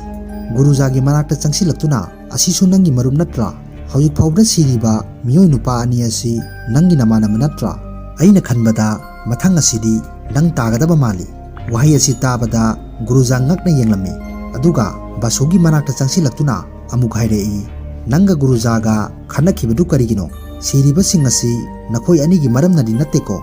ꯕꯥꯁꯨꯅ ꯉꯛꯅ ꯈꯨꯝꯂꯛꯏ, "ꯑꯩꯒ ꯒꯨꯔꯨꯖꯥꯒ ꯆꯨꯝꯅ ꯁꯨꯝ ꯈꯟꯅꯈꯤꯕꯅꯤ ꯃꯦꯗꯥꯝ" ꯍꯥꯏꯗꯨꯅ꯫ ꯇꯟꯖꯥ ꯑꯁꯤꯗ ꯖꯃꯤꯟꯗꯥꯔ ꯄ꯭ꯔꯀꯥꯁꯟꯁꯨ ꯃꯐꯝ ꯑꯁꯤꯗ ꯌꯧꯁꯤꯜꯂꯛꯏ꯫ ꯃꯌꯥꯅ "ꯍꯟꯗꯛꯁꯨ ꯋꯥꯜꯗ ꯏꯔꯝꯂꯤꯕ ꯑꯗꯨꯅ ꯏꯀꯥꯏꯕꯗꯒꯤ ꯁꯨꯁꯥꯏꯠ ꯇꯧꯕꯅꯤ ꯍꯥꯏꯒꯗꯧꯔꯤꯕ꯭ꯔꯥ? ꯑꯗꯨꯅ ꯃꯃꯥꯡꯒꯤꯗꯨꯁꯨ ꯃꯔꯗꯔꯅꯤ, ꯍꯟꯗꯛꯀꯤ ꯑꯁꯤꯁꯨ ꯃꯔꯗꯔ ꯑꯣꯏꯒꯗꯧꯔꯤꯕꯅꯤ꯫ ꯃꯈꯣꯏꯁꯤꯡ ꯑꯁꯤ ꯀꯅꯥꯒꯨꯝꯕ ꯃꯤꯑꯣꯏ ꯑꯃꯅ ꯁꯣꯏꯗꯅ ꯍꯥꯠꯄ ꯑꯣꯏꯔꯝꯒꯅꯤ꯫ ꯑꯩꯅꯁꯨ ꯃꯃꯥꯡꯗ ꯍꯥꯏꯈꯤꯕ ꯑꯗꯨꯅꯤ, ꯆꯤꯡꯅꯕ ꯀꯌꯥ ꯂꯩ ꯍꯥꯏꯗꯨꯅ꯫ ꯑꯗꯨꯒ ꯑꯩ ꯍꯧꯖꯤꯛꯇꯤ ꯑꯁꯦꯡꯕꯁꯤꯡ ꯑꯗꯨ ꯈꯪꯅꯕ ꯄꯣꯁꯠꯃꯣꯔꯇꯦꯝ ꯇꯧꯗꯕ ꯌꯥꯔꯣꯏ꯫ ꯇꯧꯗꯕ ꯇꯥꯔꯒꯗꯤ ꯃꯈꯥ ꯇꯥꯅ ꯑꯁꯨꯃꯛ ꯊꯧꯗꯣꯛ ꯑꯁꯤ ꯊꯣꯛꯂꯛꯑꯣꯏ ꯍꯥꯏꯅꯤꯡꯉꯥꯏ ꯂꯩꯇꯦ꯫ ꯀꯤꯂꯔ ꯑꯁꯤ ꯈꯨꯡꯒꯪ ꯑꯁꯤꯗꯒꯤ ꯁꯣꯏꯗꯅ ꯑꯣꯏꯒꯅꯤ꯫ ꯋꯥꯍꯩꯁꯤꯡ ꯑꯁꯤ ꯇꯥꯔꯒ ꯄ꯭ꯔꯀꯥꯁꯟꯅꯁꯨ ꯌꯥꯗꯨꯅ ꯃꯌꯥꯗ ꯄꯣꯁꯠꯃꯣꯔꯇꯦꯝ ꯇꯧꯅꯕ ꯄꯤꯈꯤꯔꯝꯃꯤ꯫ ꯃꯁꯤꯒꯤ ꯃꯇꯨꯡꯗ ꯃꯌꯥ ꯑꯃꯗꯤ ꯑꯌꯥꯞꯄ ꯋꯥꯔꯤ ꯁꯥꯟꯅꯗꯨꯅ ꯂꯩꯔꯤ꯫ ꯃꯌꯥꯅ "ꯌꯥꯝꯅ ꯀꯣꯛ ꯂꯩꯕ ꯀꯤꯂꯔꯅꯤ, ꯃꯤꯑꯣꯏ ꯑꯅꯤ ꯑꯃꯕꯨ ꯍꯦꯛꯇ ꯔꯤꯂꯦꯁꯟ ꯂꯩꯍꯟꯗꯨꯅ ꯋꯥꯜꯗ ꯏꯔꯝꯂꯕ ꯃꯇꯨꯡꯗ ꯃꯤꯑꯣꯏꯁꯤꯡ ꯑꯗꯨ ꯍꯥꯠꯄ ꯑꯗꯨꯒ ꯃꯍꯥꯛꯅ ꯏꯔꯝꯂꯤꯕ ꯋꯥꯍꯩꯁꯤꯡ ꯑꯗꯨꯅ ꯏꯀꯥꯏꯍꯟꯕ ꯇꯥꯗꯨꯅ ꯁꯨꯁꯥꯏꯗ ꯇꯧꯕ ꯇꯥꯍꯟꯕ ꯀꯤꯂꯔ ꯑꯁꯤꯒꯤ ꯃꯣꯇꯤꯕ ꯑꯁꯤ ꯀꯔꯤꯅꯣ? ꯅꯠꯇ꯭ꯔꯒ ꯁꯥꯏꯀꯣ ꯑꯣꯏꯒꯗꯧꯔꯤꯕ꯭ꯔꯥ? ꯑꯗꯨꯒ ꯀꯔꯤꯁꯨ ꯀ꯭ꯂꯨ ꯑꯃ ꯐꯥꯎꯕ ꯊꯝꯂꯝꯗꯅ ꯌꯥꯝꯅ ꯐꯖꯅ ꯄ꯭ꯂꯥꯟ ꯇꯧꯗꯨꯅ ꯍꯥꯠꯄꯅꯤ꯫ ꯀꯤꯂꯔ ꯑꯁꯤ ꯁꯣꯏꯗꯅ ꯈꯨꯡꯒꯪ ꯑꯁꯤꯗꯒꯤ ꯑꯣꯏꯒꯅꯤ꯫ ꯈꯔ ꯑꯃꯅ ꯃꯤꯌꯥꯝꯒꯤ ꯁꯦꯕꯥ ꯇꯧꯗꯨꯅ ꯃꯤꯃꯥꯡꯗ ꯑꯐꯕ ꯁꯥꯗꯨꯅ ꯃꯅꯨꯡꯗ ꯑꯃꯨꯕ ꯃꯥꯏꯈꯨꯝ ꯎꯞꯄ, ꯈꯔ ꯑꯃꯅ ꯃꯥꯏꯊꯣꯡꯗ ꯑꯦꯛꯁꯄ꯭ꯔꯦꯁꯟ ꯑꯃꯠꯇ ꯎꯠꯇꯅ ꯃꯅꯨꯡꯗ ꯌꯥꯅꯗꯅ ꯂꯩꯕ, ꯁꯣꯏꯗꯅ ꯃꯈꯣꯏꯒꯤ ꯃꯔꯛꯁꯤꯗ ꯀꯤꯂꯔ ꯑꯁꯤ ꯌꯥꯎꯔꯝꯒꯅꯤ꯫ ꯑꯗꯨꯒ ꯑꯌꯞꯄ ꯄꯣꯁꯃꯣꯔꯇꯦꯝꯒꯤ ꯔꯤꯄꯣꯔꯠ ꯑꯗꯨ ꯀꯔꯤ ꯅꯨꯃꯤꯠꯇ ꯂꯥꯛꯀꯅꯤ ꯍꯥꯏꯕꯒꯦ? ꯑꯌꯞꯄꯅ ꯃꯦꯗꯥꯝ, ꯍꯞꯇꯥ ꯑꯃꯒꯤ ꯃꯇꯨꯡꯗ ꯁꯣꯏꯗꯅ ꯂꯥꯛꯀꯅꯤ ꯍꯥꯏꯔꯛꯏ꯫ ꯃꯁꯤꯗꯒꯤ ꯃꯌꯥ ꯀꯔꯤꯒꯨꯝꯕ ꯈꯔ ꯆꯤꯡꯅꯕꯗꯒꯤ ꯑꯍꯥꯟꯕꯗ ꯁꯤꯈꯤꯕ ꯗꯦꯅꯤꯌꯦꯜꯒꯤ ꯅꯨꯄꯤꯒꯤ ꯃꯪꯐꯝꯗ ꯂꯥꯛꯇꯨꯅ ꯍꯣꯒꯥꯏꯗꯨꯅ ꯌꯦꯡꯕ ꯃꯇꯝꯗꯗꯤ ꯅꯨꯄꯤ ꯑꯗꯨꯒꯤ ꯑꯁꯤꯕ ꯍꯛꯆꯥꯡ ꯑꯗꯨ ꯂꯩꯔꯝꯗ꯭ꯔꯦ꯫ ꯁꯤꯟ ꯑꯁꯤꯒꯤ ꯃꯇꯨꯡꯗ ꯈꯨꯡꯒꯪ ꯃꯤꯌꯥꯝ ꯄꯟꯆꯥꯌꯠ ꯃꯤꯐꯝ ꯑꯃ ꯇꯧꯗꯨꯅ ꯋꯥ ꯈꯟꯅꯔꯤ꯫ ꯃꯁꯤꯗ ꯑꯍꯜ ꯑꯃꯅ ꯑꯩꯈꯣꯏ ꯍꯧꯖꯤꯛ ꯊꯣꯛꯂꯤꯕ ꯊꯧꯗꯣꯛꯁꯤꯡ ꯑꯁꯤ ꯂꯦꯞꯍꯟꯅꯕ ꯍꯣꯠꯅꯗꯕ ꯌꯥꯔꯣꯏ, ꯅꯠꯇ꯭ꯔꯒꯗꯤ ꯀꯅꯥꯅ ꯈꯪꯏ ꯃꯤꯑꯣꯏ ꯀꯌꯥ ꯑꯁꯨꯝꯅ ꯁꯤꯔꯛꯄ ꯌꯥꯔꯤ꯫ ꯑꯍꯜ ꯑꯃꯅ ꯑꯩꯈꯣꯏ ꯑꯍꯥꯟꯕꯗ ꯋꯥꯜꯗ ꯏꯔꯝꯂꯤꯕ ꯃꯤꯑꯣꯏ ꯑꯗꯨ ꯍꯥꯟꯅ ꯐꯥꯗꯨꯅ ꯈꯪꯗꯣꯛꯇꯕ ꯌꯥꯔꯣꯏ꯫ ꯄꯟꯗꯤꯠꯅ ꯑꯃꯨꯛ ꯑꯗꯨꯒ ꯀꯔꯤꯒꯤꯅꯣ ꯇ꯭ꯌꯨꯁꯗꯦ ꯈꯨꯗꯤꯡꯒꯤ ꯃꯤꯑꯣꯏꯁꯤꯡ ꯑꯁꯤ ꯁꯤꯔꯤꯕꯅꯣ? ꯑꯍꯜ ꯑꯃꯅ ꯑꯃꯨꯛ ꯍꯌꯦꯡ ꯑꯁꯤ ꯇ꯭ꯌꯨꯁꯗꯦꯅꯤ, ꯑꯗꯨꯅ ꯑꯩꯈꯣꯏꯅ ꯒ꯭ꯔꯨꯞ ꯁꯦꯝꯗꯨꯅ ꯑꯃꯗꯤ ꯈꯥꯏꯗꯣꯛꯅꯗꯨꯅ ꯃꯐꯝ ꯈꯨꯗꯤꯡꯗ ꯀꯅꯥꯅ ꯇꯧꯔꯤꯕꯅꯣ ꯍꯥꯏꯕꯗꯨ ꯈꯪꯅꯕ ꯍꯣꯠꯅꯃꯤꯟꯅꯁꯤ꯫ ꯇꯟꯖꯥ ꯑꯁꯤꯗ ꯑꯌꯞꯄ ꯂꯥꯛꯇꯨꯅ ꯂꯥꯞꯅ ꯍꯥꯏꯔꯛꯏ, ꯀꯩꯗꯧꯔꯤꯕꯅꯣ ꯃꯌꯥꯝ? ꯄꯟꯆꯥꯌꯠ ꯃꯤꯐꯝ ꯄꯥꯡꯊꯣꯛꯂꯤꯕ꯭ꯔꯥ? ꯁꯤꯈꯤꯕꯁꯤꯡ ꯑꯗꯨꯒꯤ ꯋꯥ ꯈꯟꯅꯔꯤꯕ꯭ꯔꯥ? ꯍꯣꯠꯅꯧ ꯇꯧꯕꯇꯕꯨ ꯅꯣꯏꯅ ꯗ꯭ꯔꯃꯥ ꯁꯥꯟꯅꯕꯗꯤ ꯌꯥꯔꯣꯏ꯫ ꯑꯦꯁꯥꯏ ꯃꯦꯗꯥꯝ ꯃꯌꯥꯅ ꯀꯟꯅ ꯊꯤꯖꯤꯜꯂꯤꯕꯅꯤ ꯅꯈꯣꯏꯒꯤ ꯃꯔꯛꯇ ꯀꯤꯂꯔ ꯑꯗꯨ ꯌꯥꯎꯔꯝꯒꯅꯤ ꯍꯥꯏꯗꯨꯅ, ꯑꯗꯨꯒ ꯃꯍꯥꯛꯅ ꯀꯅꯥꯅꯣ ꯈꯪꯂꯕꯗꯤ ꯂꯦꯝꯅ ꯊꯥꯔꯣꯏ ꯍꯥꯏꯗꯨꯅ꯫ ꯒꯨꯔꯨꯖꯥꯅ ꯑꯃꯨꯛ ꯍꯥꯏꯔꯛꯏ, ꯑꯩꯈꯣꯏꯗ ꯀꯔꯤꯒꯤ ꯆꯤꯡꯅꯒꯗꯧꯔꯤꯕꯅꯣ? ꯑꯩꯗꯤ ꯃꯥ ꯑꯗꯨꯝ ꯆꯤꯡꯅꯩ꯫ ꯃꯥꯅ ꯍꯦꯛ ꯃꯐꯝ ꯑꯁꯤꯗ ꯂꯥꯛꯄꯗꯒꯤꯅꯤ ꯃꯤꯑꯣꯏꯁꯤꯡ ꯑꯁꯤ ꯍꯞꯇꯥ ꯈꯨꯗꯤꯡꯒꯤ ꯁꯤꯔꯤꯕꯁꯤ꯫ ꯕꯥꯁꯨꯅ ꯑꯃꯨꯛ ꯍꯥꯏꯔꯛꯏ, ꯀꯔꯤꯒꯨꯝꯕ ꯑꯣꯟꯅ ꯇꯩꯅꯅ ꯃꯥ ꯑꯣꯏꯔꯝꯕ ꯇꯥꯔꯒꯗꯤ ꯃꯇꯨꯞ ꯀꯛꯇꯨꯅ ꯗꯦꯕꯤ ꯃꯍꯥꯂꯛꯁꯃꯤꯗ ꯀꯠꯀꯗꯧꯔꯤꯕꯅꯤ꯫ ꯋꯥꯍꯩꯁꯤꯡ ꯑꯁꯤ ꯍꯥꯏꯗꯨꯅ ꯃꯌꯥꯝ ꯑꯁꯤ ꯑꯁꯥꯎꯕ ꯐꯣꯡꯗꯣꯛꯅꯔꯤ꯫ ꯃꯁꯤꯗ ꯐꯤꯂꯝ ꯌꯦꯡꯂꯤꯕ ꯑꯩꯈꯣꯏꯁꯨ ꯀꯣꯛ ꯈꯔ ꯉꯥꯎꯍꯜꯂꯤ꯫ ꯀꯤꯂꯔ ꯑꯁꯤ ꯀꯅꯥ ꯑꯣꯏꯒꯗꯧꯔꯤꯕꯅꯣ? ꯑꯃꯅ ꯑꯃꯕꯨ ꯀꯤꯂꯔꯅꯤ ꯍꯥꯏꯗꯨꯅ ꯑꯃꯠꯇ ꯊꯥꯖꯅꯗꯅ ꯂꯩꯔꯤ꯫ ꯃꯁꯤꯒꯤ ꯃꯇꯨꯡꯗ ꯄꯨꯂꯤꯅ ꯃꯤꯌꯥꯝ ꯇꯥꯅꯕ ꯂꯥꯎꯔꯤ, ꯉꯁꯤꯗꯤ ꯃꯌꯥꯝ ꯌꯨꯝꯗꯒꯤ ꯃꯄꯥꯟ ꯑꯃꯠꯇ ꯊꯣꯛꯇꯅ ꯂꯩꯕꯤꯌꯨ꯫ ꯃꯔꯨ ꯑꯣꯏꯅ ꯔꯤꯂꯦꯁꯟꯗ ꯂꯩꯔꯤꯕ ꯀꯥꯡꯕꯨ ꯃꯄꯥꯟ ꯊꯣꯛꯄꯤꯔꯛꯀꯅꯨ꯫ ꯃꯁꯤꯗꯒꯤ ꯅꯨꯃꯤꯗꯥꯡ ꯇꯥꯔꯗꯨꯅ ꯈꯨꯡꯒꯪ ꯑꯁꯤꯒꯤ ꯃꯤꯑꯣꯏ ꯀꯌꯥ ꯒ꯭ꯔꯨꯞ ꯈꯥꯏꯗꯣꯛꯅꯗꯨꯅ ꯃꯐꯝ ꯈꯨꯗꯤꯡꯗ ꯋꯥꯜꯗ ꯏꯔꯝꯂꯤꯕ ꯃꯤꯁꯛ ꯑꯗꯨ ꯀꯅꯥꯅꯣ, ꯀꯤꯂꯔ ꯑꯗꯨ ꯀꯅꯥꯅꯣ ꯈꯪꯅꯕ ꯊꯤꯅꯔꯤ꯫ ꯑꯗꯨꯒ ꯉꯥꯏꯍꯥꯛ ꯂꯩꯔꯒ ꯃꯃꯥꯏ ꯃꯃꯤꯠ ꯈꯨꯝꯖꯤꯟꯕ ꯑꯃ ꯋꯥꯜꯗ ꯇꯨꯃꯤꯟꯅ ꯏꯒꯗꯕꯒꯤ ꯂꯥꯛꯂꯤ꯫ ꯑꯁꯤꯗ ꯒꯨꯔꯨꯖꯥꯒꯤ ꯀꯥꯡꯕꯨꯅ ꯎꯕꯗꯒꯤ ꯂꯥꯎꯗꯨꯅ ꯀꯟꯅ ꯇꯥꯟꯅꯔꯛꯂꯤ꯫ ꯃꯤꯑꯣꯏ ꯑꯁꯤꯁꯨ ꯀꯟꯅ ꯆꯦꯜꯂꯤ, ꯑꯗꯨꯕꯨ ꯇꯥꯟꯅꯕꯗꯤ ꯄꯥꯛ ꯐꯪꯂꯝꯗꯦ꯫ ꯑꯁꯣꯝꯗꯅ ꯈꯨꯡꯒꯪ ꯑꯁꯤꯒꯤ ꯗꯣꯛꯇꯔ ꯑꯁꯤ ꯃꯐꯝ ꯑꯃꯗ ꯆꯠꯂꯨꯔꯒ ꯑꯊꯦꯡꯕ ꯑꯍꯤꯡ ꯑꯁꯤꯗ ꯍꯜꯂꯛꯂꯤ꯫ ꯃꯥꯅ ꯑꯁꯨꯝ ꯂꯥꯛꯄ ꯑꯁꯤꯗ ꯈꯨꯡꯒꯪ ꯑꯁꯤꯒꯤ ꯂꯩꯔꯤꯕ ꯑꯔꯤꯕ ꯒꯨꯍꯥꯅ ꯂꯩꯔꯤꯕ ꯑꯁꯣꯝꯗꯒꯤ ꯀꯔꯤꯒꯨꯝꯕ ꯅꯨꯄꯤ ꯑꯃꯅ ꯀꯞꯄꯒꯤ ꯇꯦꯡꯊꯥ ꯅꯧꯋꯦꯕ ꯇꯥꯔꯛꯂꯤ꯫ ꯑꯁꯣꯝꯗꯅ ꯑꯃꯨꯛ ꯃꯁꯛ ꯈꯪꯗꯕ ꯃꯤꯑꯣꯏ ꯑꯗꯨ ꯀꯟꯅ ꯇꯥꯟꯅꯔꯛꯂꯤ꯫ ꯑꯗꯨꯕꯨ ꯌꯥꯝꯅ ꯋꯥꯅ ꯍꯣꯠꯅꯗꯨꯅ ꯃꯤꯑꯣꯏ ꯑꯗꯨ ꯐꯥꯔꯦ꯫ ꯑꯗꯨꯒ ꯃꯤꯑꯣꯏ ꯑꯗꯨ ꯌꯦꯡꯕ ꯃꯇꯝꯗꯗꯤ ꯑꯇꯩ ꯀꯅꯥꯁꯨ ꯑꯣꯏꯔꯝꯗ꯭ꯔꯦ, ꯕꯥꯁꯨꯒꯤ ꯃꯆꯟꯅꯨꯄꯤꯒ ꯅꯨꯡꯁꯤꯅꯕ ꯅꯥꯅꯤ ꯍꯥꯏꯕ ꯃꯤꯑꯣꯏ ꯑꯗꯨ ꯑꯣꯏꯗꯨꯅ ꯂꯩꯔꯝꯂꯦ꯫ ꯑꯁꯣꯝꯗꯅ ꯑꯃꯨꯛ ꯗꯣꯛꯇꯔ ꯑꯗꯨ ꯀꯞꯄ ꯃꯈꯣꯜ ꯇꯥꯔꯛꯂꯤꯕ ꯒꯨꯍꯥ ꯑꯁꯣꯝꯗ ꯁꯨꯝ ꯆꯪꯁꯤꯜꯂꯛꯄ ꯃꯇꯝꯗꯗꯤ ꯒꯨꯍꯥꯒꯤ ꯃꯊꯛ ꯑꯗꯨꯗ ꯅꯨꯄꯤ ꯑꯃꯅ ꯐꯝꯗꯨꯅ ꯀꯞꯇꯨꯅ ꯂꯩꯔꯝꯂꯦ꯫ ꯇꯝꯊꯤꯕ ꯑꯀꯤꯕ ꯁꯛꯂꯣꯟ ꯑꯃꯒ ꯂꯣꯏꯅꯅ ꯗꯣꯛꯇꯔ ꯑꯗꯨꯗ ꯌꯦꯡꯊꯣꯔꯛꯏ꯫ ꯗꯣꯛꯇꯔ ꯑꯁꯤ ꯌꯥꯝꯅ ꯀꯤꯅ ꯑꯃꯗꯤ ꯉꯛꯅ ꯃꯆꯤꯟꯗ ꯇꯞꯅ ꯍꯥꯏꯔꯤ, ꯁꯥꯏꯂꯨ ꯍꯥꯏꯗꯨꯅ꯫ ꯁꯤꯟ ꯑꯁꯤꯒꯤ ꯃꯇꯨꯡꯗ ꯊꯥ 19ꯒꯤ ꯃꯃꯥꯡꯒꯤ ꯐ꯭ꯂꯥꯁꯕꯦꯛ ꯑꯗꯨ ꯑꯩꯈꯣꯏꯗ ꯎꯍꯜꯂꯛꯏ꯫ ꯃꯁꯤꯗ ꯁꯥꯏꯂꯨ ꯑꯁꯤ ꯎꯠꯂꯛꯏ, ꯑꯗꯨꯕꯨ ꯃꯍꯥꯛ ꯑꯁꯤ ꯀꯣꯂꯦꯖ ꯇꯝꯂꯤꯕꯤ ꯁꯥꯇ꯭ꯔꯤ ꯑꯃꯅꯤ꯫ ꯃꯍꯥꯛ ꯍꯧꯖꯤꯛ ꯐꯥꯎꯕ ꯃꯍꯥꯛꯀꯤ ꯃꯄꯥꯒ ꯂꯩꯃꯤꯟꯅꯗꯦ꯫ ꯃꯕꯣꯛ ꯑꯗꯨꯒ ꯑꯁꯨꯝ ꯂꯩꯃꯤꯟꯅꯗꯨꯅ ꯅꯨꯡꯉꯥꯏ ꯌꯥꯏꯐꯅ ꯂꯩꯕ ꯍꯥꯏꯕꯗꯨ ꯑꯣꯏꯔꯤ꯫ ꯑꯗꯨꯒ ꯁꯥꯏꯂꯨꯅ ꯊꯕꯛ ꯆꯠꯅꯕ ꯑꯃꯗꯤ ꯀꯣꯂꯦꯖ ꯊꯣꯔꯛꯄ ꯈꯨꯗꯤꯡꯒꯤ ꯈꯨꯡꯒꯪ ꯑꯁꯤꯒꯤ ꯃꯤꯑꯣꯏ ꯀꯌꯥꯅ ꯄꯨꯛꯅꯤꯡ ꯍꯨꯅ ꯃꯍꯥꯛꯀꯤ ꯐꯖꯕ ꯑꯁꯤꯕꯨ ꯌꯦꯡꯅꯔꯤ꯫ ꯑꯗꯨꯕꯨ ꯃꯍꯥꯛꯇꯤ ꯑꯍꯦꯟꯕ ꯋꯥꯈꯜ ꯀꯔꯤꯁꯨ ꯈꯜꯂꯝꯗꯦ꯫ ꯃꯍꯥꯛꯀꯤ ꯆꯠꯂꯤꯕ ꯑꯗꯨ ꯀꯔꯤꯁꯨ ꯍꯟꯅ ꯌꯦꯡꯗꯅ ꯑꯁꯨꯝ ꯆꯠꯂꯝꯃꯤ꯫ ꯑꯗꯨꯒ ꯃꯍꯥꯛꯀꯤ ꯀꯣꯂꯦꯖ ꯑꯁꯤꯒꯤ ꯑꯣꯖꯥ ꯃꯗꯟ ꯀꯧꯕ ꯅꯨꯄꯥ ꯑꯃꯗ ꯌꯥꯝꯅ ꯉꯥꯎꯖꯔꯝꯃꯤ꯫ ꯀꯔꯤꯒꯨꯝꯕ ꯃꯇꯝꯗ ꯑꯣꯖꯥ ꯑꯁꯤꯒ ꯋꯥꯔꯤ ꯍꯦꯛ ꯁꯥꯟꯅꯕ ꯃꯇꯝꯗ ꯁꯥꯏꯂꯨ ꯌꯥꯝꯅ ꯍꯔꯥꯎꯕ, ꯅꯨꯡꯉꯥꯏꯕ ꯍꯥꯏꯕꯗꯨ ꯑꯣꯏꯔꯝꯃꯤ꯫ ꯑꯗꯨꯒ ꯃꯗꯟꯅꯁꯨ ꯁꯥꯏꯂꯨꯕꯨ ꯅꯨꯡꯁꯤꯖꯕꯒꯤ ꯃꯃꯤ ꯈꯔꯗꯤ ꯇꯥꯔꯤ꯫ ꯑꯗꯨꯒ ꯅꯣꯡꯃꯗꯤ ꯁꯥꯏꯂꯨ ꯃꯥꯒꯤ ꯀꯥꯗ ꯃꯗꯟꯕꯨ ꯅꯤꯡꯁꯤꯡꯗꯨꯅ ꯍꯔꯥꯎꯅ ꯂꯩꯔꯝꯃꯤ꯫ ꯑꯁꯤꯗ ꯈꯪꯍꯧꯗꯅ ꯂꯩꯅꯥ ꯅꯥꯕ ꯃꯤꯑꯣꯏ ꯑꯃꯒꯨꯝ ꯃꯁꯥ ꯑꯗꯨ ꯅꯤꯛꯂꯛꯏ꯫ ꯃꯍꯥꯛꯀꯤ ꯑꯣꯏ ꯊꯪꯕ ꯈꯨꯠ ꯑꯗꯨ ꯆꯤꯡꯕꯗꯧꯅꯁꯨ ꯇꯧꯔꯤ꯫ ꯑꯗꯨꯒ ꯒ꯭ꯌꯥꯟ ꯇꯥꯗꯅ ꯄꯨꯃꯝ ꯃꯝꯁꯤꯟꯈꯤꯗꯨꯅ ꯕꯇꯔꯐ꯭ꯂꯥꯏꯁ ꯀꯌꯥ ꯑꯃ ꯆꯣꯡꯊꯣꯔꯛꯇꯨꯅ ꯎꯍꯜꯂꯤ꯫ ꯑꯗꯨꯒ ꯃꯤꯠ ꯑꯃꯨꯛ ꯄꯥꯡꯊꯣꯔꯛꯄ ꯃꯇꯝꯗꯗꯤ ꯃꯍꯥꯛ ꯊꯣꯛꯈꯤꯕ ꯊꯧꯗꯣꯛꯁꯤꯡ ꯑꯗꯨ ꯒ꯭ꯌꯥꯟ ꯑꯃꯠꯇ ꯇꯥꯔꯝꯗꯦ꯫ ꯑꯗꯨꯒ ꯅꯣꯡꯃ ꯑꯃꯗꯤ ꯁꯥꯏꯂꯨ ꯃꯗꯟꯒꯤ ꯕꯥꯔꯗꯦ ꯅꯨꯃꯤꯠꯇ ꯅꯣꯡꯂꯛꯇ ꯂꯥꯛꯇꯨꯅ ꯃꯗꯟꯒꯤ ꯈꯦꯔ ꯄꯨꯗꯨꯅ ꯂꯥꯛꯂꯝꯃꯤ꯫ ꯑꯗꯨꯒ ꯋꯤꯁ ꯇꯧꯗꯨꯅ ꯃꯗꯟꯗ ꯄꯤꯗꯨꯅ ꯆꯠꯈꯤꯒꯦ ꯇꯧꯕꯗ Madanna nong yamna kalli ngaihang ngaikho nong ngasi hanglaga chatnaba hairami aduga amuksu lairik ama puthoraktuna Romeo Juliet ki wari paduna Sailubu sumnaba honari asum paraga Sailu gi manak changsilaktuna sumnaba honarakpa matamda Sailu hainarakraduna Madan gi kagi mapanda thokhirami asidagi amuk Sailu Madan gi kada changsilaklami Sailu na Madan bu yamna nungsijabana maram oidunani aduga numit adu makhoi ani thamoi su pinarami sinna sigi matungda makhoi ani yamna nungsinaba haibadu oire nong makandana nungtigi pulami matam ayambada Sailu amadi Madan unarami aduga achetpa marisu ayamba matamda asum thamlami aduga nongmadi Madan college ta laktre oja anauba ama laktuna hairai nakhoigi sar Madan gi mahut mana ngasidagi class lawragani haiduna wa adu tabada Sailu yamna ngaklami aduga halaklaga Madan leiriba ka aduda lakpa matamdadi ka adu solonduna leiramle khara leiraga college adugi chhatra mayam changduna thongnauda karigumba ama yengduna leinari tanja asida Sailu su changlaktuna yengba matamdadi Madan asi nupi ama luhongduna puraga college ta laklami madu ubada Sailu thamoi kaiba haibadu oire Madan na mayamda hairi akhoi ani asi nungsinarakpa kuire aduga luhonglaga mayamda surprise tawba laklibani masi punnamak asi ubada Sailu tuminna kapli aduga Madan na chatnaba thorakpa matamda Sailu nong marakta sorokta leptuna leiri Madan na changsilaktuna hairai nonglaksida kaidoribano Sailu hoi nangse Shakespeare gi novel gi chapter gumbani haibadi chapter adu nungtigi asum parakpa taragadi bit leiraklaroi paninglaroi aduna amuktang pamna phai maramdi aduna kawba ngamdaba experience ama phangani aina haiba singasi nang gyan taba natra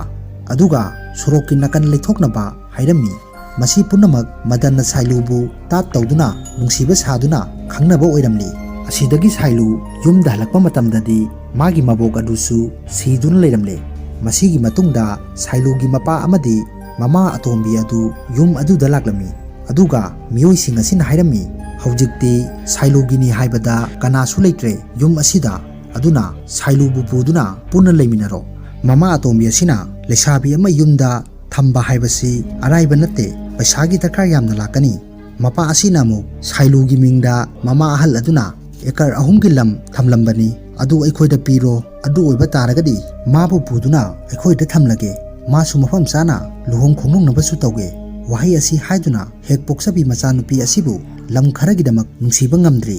wahai sing asi tabada Sailu lamgi che sang puthoraktuna mapada langsilaktuna hairai nangbu aigi hek poksaba ipani ko nangse adu puduna yamna thuna chatkhro ipani haibada tukochai wahai asi tabada nupa asi mimang asida ikaiba pi haiduna mapok simagi aigi ichanupi sikhre haiduna saudunu mafam adudagi chatkhre aduga chesing adusu mama atomi sina pukhirami sinna sigi matungda Sailu pendaba haibadu oire kok adu ngahaktang phauba pothaba ngamdre mahak depression da asum laklami mahakini haibada kanasu leitre thamoi sengna nungsijaruba misaknasu sanabiramle aduga mabok adusu leikhidre aduna mahak amuk kap amuk law tawduna wana khangli aduga Madanna mangoldagi lathokrabasu magi mittadi asumak Madan adu uduna matam ayambada leirami aduga nongmadi Sailu mafam amada phamduna leiringaida khungang asigi nupa ama ubadagi Sailu na kausilami maramdi magi mitta nupa adubu Madan oina uduna asumna Madan ni khanduna nupa aduga marisu thamli aduga laina naba amagum hanagum makhut adu niktuna amuk mamsin khraga butterflies kaya ama uri aduga amuk mit pangthorakpa matamdadi atopa miyoi oduna leiramle asumna mahak miyoi kaya pulami masidagi mahak lairik tamba toktuna hingnabagidamak usufam amada thabak suba yaurami asumna asum thabak suba chatpa asida khungang asigi naha an khaidana Sailu bu yengduna wari sanari nongma amadi mahak bus amada tongduna thabak ama chalami asida nupa amana magi nakanna phamduna mabu asum thengjilai masida mahak magi laina naba mawang adu tawrakli aduga makutta labar su kapsinjari makut asisu yamna suklami labar asina sum kapa asida maramdi mana wakhal amada chatkidanaba honabada labar asina kaptuna nahallaga mit singnaba tawribani aduga Sailuna usubagi thabak tawriba mafam aduda moigi onar aduna miyoi ama puduna Sailuga punnaba hairami ꯃꯔꯝꯗꯤ ꯁꯥꯏꯂꯨ ꯃꯥꯒꯤ honour ꯑꯁꯤꯒ ꯍꯥꯟꯅ ꯄꯨꯟꯃꯤꯟꯅꯈꯤꯕ ꯑꯣꯏꯕꯅ ꯃꯁꯤꯗ ꯃꯈꯣꯏꯅ ꯁꯥꯏꯂꯨꯕꯨ ꯃꯁꯥ ꯊꯦꯡꯂꯛꯄ ꯑꯁꯤꯗ ꯃꯍꯥꯛꯇꯤ ꯍꯩꯅꯗ꯭ꯔꯗꯨꯅ ꯍꯟꯗꯣꯛꯂꯝꯃꯤ꯫ ꯑꯗꯨꯒ ꯁꯥꯏꯂꯨꯗꯤ ꯃꯥꯒꯤ ꯂꯩꯅꯥ ꯅꯥꯕꯒꯤ ꯄ꯭ꯔꯣꯕ꯭ꯂꯦꯝ ꯑꯗꯨꯅ ꯃꯔꯝ ꯑꯣꯏꯗꯨꯅ ꯃꯤꯑꯣꯏꯁꯤꯡ ꯑꯗꯨ ꯄꯨꯟꯈꯤꯕꯅꯤ꯫ ꯑꯇꯝꯅꯅ ꯂꯝꯕꯤ ꯑꯁꯤꯗ ꯆꯠꯈꯤꯗꯕꯅ ꯌꯥꯔꯝꯗꯦ꯫ ꯑꯁꯤꯗꯒꯤ ꯑꯣꯅꯔ ꯑꯁꯤꯅ ꯁꯥꯎꯗꯨꯅ ꯃꯥꯕꯨ ꯊꯕꯛ ꯁꯨꯕ ꯂꯥꯛꯂꯒ ꯄꯩꯁꯥ ꯍꯨꯔꯥꯟꯗꯨꯅ ꯂꯩꯔꯝꯂꯦ ꯍꯥꯏꯖꯤꯟꯗꯨꯅ ꯃꯔꯥꯟ ꯊꯪꯖꯤꯜꯂꯕ ꯃꯇꯨꯡꯗ ꯇꯥꯟꯊꯣꯔꯛꯂꯝꯃꯤ꯫ ꯑꯗꯨꯒ ꯃꯤꯔꯥ ꯀꯞꯅ ꯀꯞꯅ ꯊꯃꯣꯏ ꯀꯥꯏꯅ ꯂꯥꯛꯇꯨꯅ ꯊꯣꯡ ꯑꯃꯗ ꯁꯤꯖꯅꯕ ꯍꯣꯠꯅꯔꯤ꯫ ꯑꯗꯨꯕꯨ ꯃꯍꯥꯛ ꯃꯁꯤ ꯇꯧꯅꯕꯒꯤ ꯄꯥꯡꯒꯜꯗꯤ ꯂꯩꯔꯝꯗꯦ꯫ ꯁꯤꯟ ꯑꯁꯤꯒꯤ ꯃꯇꯨꯡꯗ ꯁꯥꯏꯂꯨ ꯃꯥꯒꯤ ꯄꯨꯟꯁꯤ ꯑꯁꯤ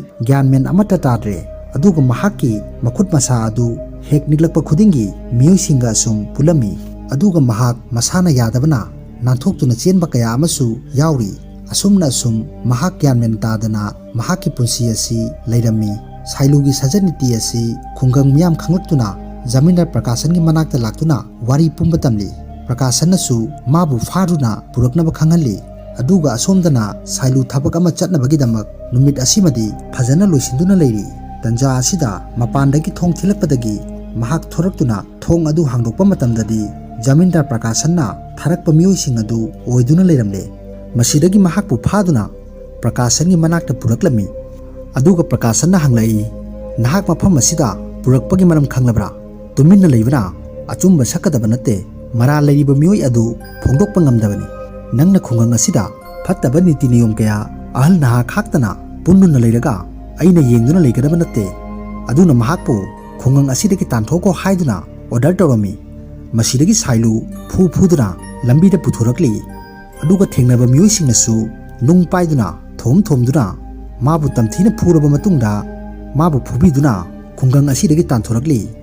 ꯃꯁꯤꯒꯤ ꯅꯣꯡꯉꯥꯜꯂꯛꯄꯗ ꯈꯨꯟ ꯑꯁꯤꯗ ꯂꯩꯔꯤꯕ ꯒꯨꯍꯥ ꯃꯅꯨꯡꯗ ꯁꯥꯏꯂꯨ ꯁꯤꯗꯨꯅ ꯂꯩꯔꯝꯂꯦ ꯍꯥꯏꯗꯨꯅ ꯄꯥꯎ ꯄꯤꯔꯛꯄꯗꯒꯤ ꯈꯨꯡꯒꯪ ꯃꯤꯌꯥꯝ ꯌꯦꯡꯕ ꯂꯥꯛꯅꯔꯤ꯫ ꯃꯤꯌꯥꯝ ꯑꯁꯤꯅꯁꯨ ꯁꯥꯏꯂꯨꯕꯨ ꯉꯛꯅ ꯌꯦꯡꯅꯔꯤ꯫ ꯑꯗꯨꯒ ꯊꯣꯛꯈꯤꯕ ꯊꯧꯗꯣꯛꯁꯤꯡ ꯑꯗꯨꯅ ꯏꯀꯥꯏꯃꯟꯗꯅ ꯁꯤꯖꯕꯅꯤ ꯁꯣꯟꯅꯔꯤ꯫ ꯁꯤꯟ ꯑꯁꯤꯒꯤ ꯃꯇꯨꯡꯗꯒꯤ ꯄ꯭ꯔꯦꯖꯦꯟꯗ ꯑꯃꯨꯛ ꯎꯍꯜꯂꯛꯏ꯫ ꯅꯥꯅꯤꯅ ꯍꯥꯏꯔꯤ, "ꯃꯦꯗꯥꯝ, ꯑꯩꯅ ꯊꯕꯛꯁꯤꯡ ꯑꯗꯨ ꯇꯧꯕ ꯅꯠꯇꯦ꯫ ꯑꯩꯅ ꯋꯥꯜꯁꯤꯡꯗ ꯏꯕ ꯑꯃꯠꯇ ꯅꯠꯇꯦ꯫ ꯑꯩꯗꯤ ꯒꯨꯔꯨꯖꯥꯒꯤ ꯃꯆꯟꯅꯨꯄꯤ ꯑꯗꯨꯒ ꯂꯣꯠꯅ ꯅꯨꯡꯁꯤꯅꯕꯅꯤ꯫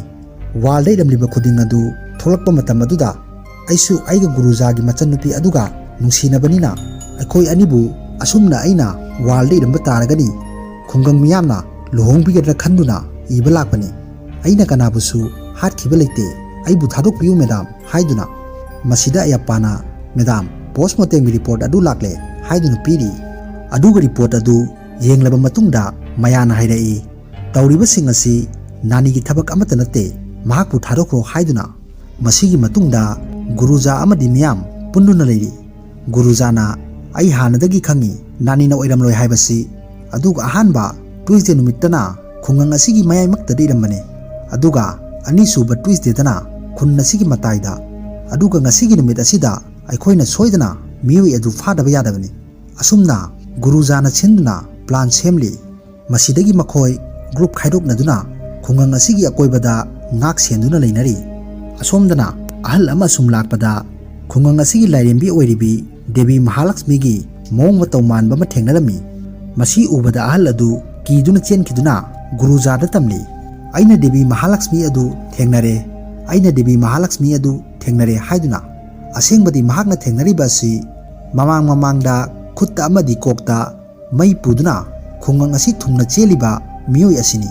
ꯃꯤꯑꯣꯏ ꯑꯁꯤꯅ ꯇ꯭ꯌꯨꯁꯗꯦ ꯅꯨꯃꯤꯠ ꯈꯨꯗꯤꯡꯒꯤ ꯑꯁꯨꯝꯅ ꯇꯧꯗꯨꯅ ꯈꯨꯡꯒꯪ ꯑꯁꯤꯕꯨ ꯏꯁꯣꯔꯗ ꯉꯥꯛꯄꯤ ꯁꯦꯟꯕꯤꯅꯕ ꯇꯧꯕ ꯑꯣꯏꯔꯝꯂꯤ꯫ ꯇꯟꯖꯥ ꯑꯁꯤꯗ ꯈꯨꯜ ꯑꯁꯤꯒꯤ ꯃꯇꯥꯏꯔꯣꯝꯗꯒꯤ ꯈꯣꯟꯖꯦꯜ ꯍꯧꯅ ꯂꯥꯎꯔꯛꯂꯤ, "ꯀꯅꯥꯒꯨꯝꯕ ꯃꯤꯑꯣꯏ ꯑꯃꯅ ꯑꯃꯨꯛ ꯋꯥꯜꯗ ꯏꯔꯝꯂꯦ" ꯍꯥꯏꯗꯨꯅ꯫ ꯋꯥꯍꯩ ꯑꯁꯤ ꯇꯥꯕꯗ ꯈꯨꯟꯖꯥ ꯃꯤꯌꯥꯝ ꯑꯃꯗꯤ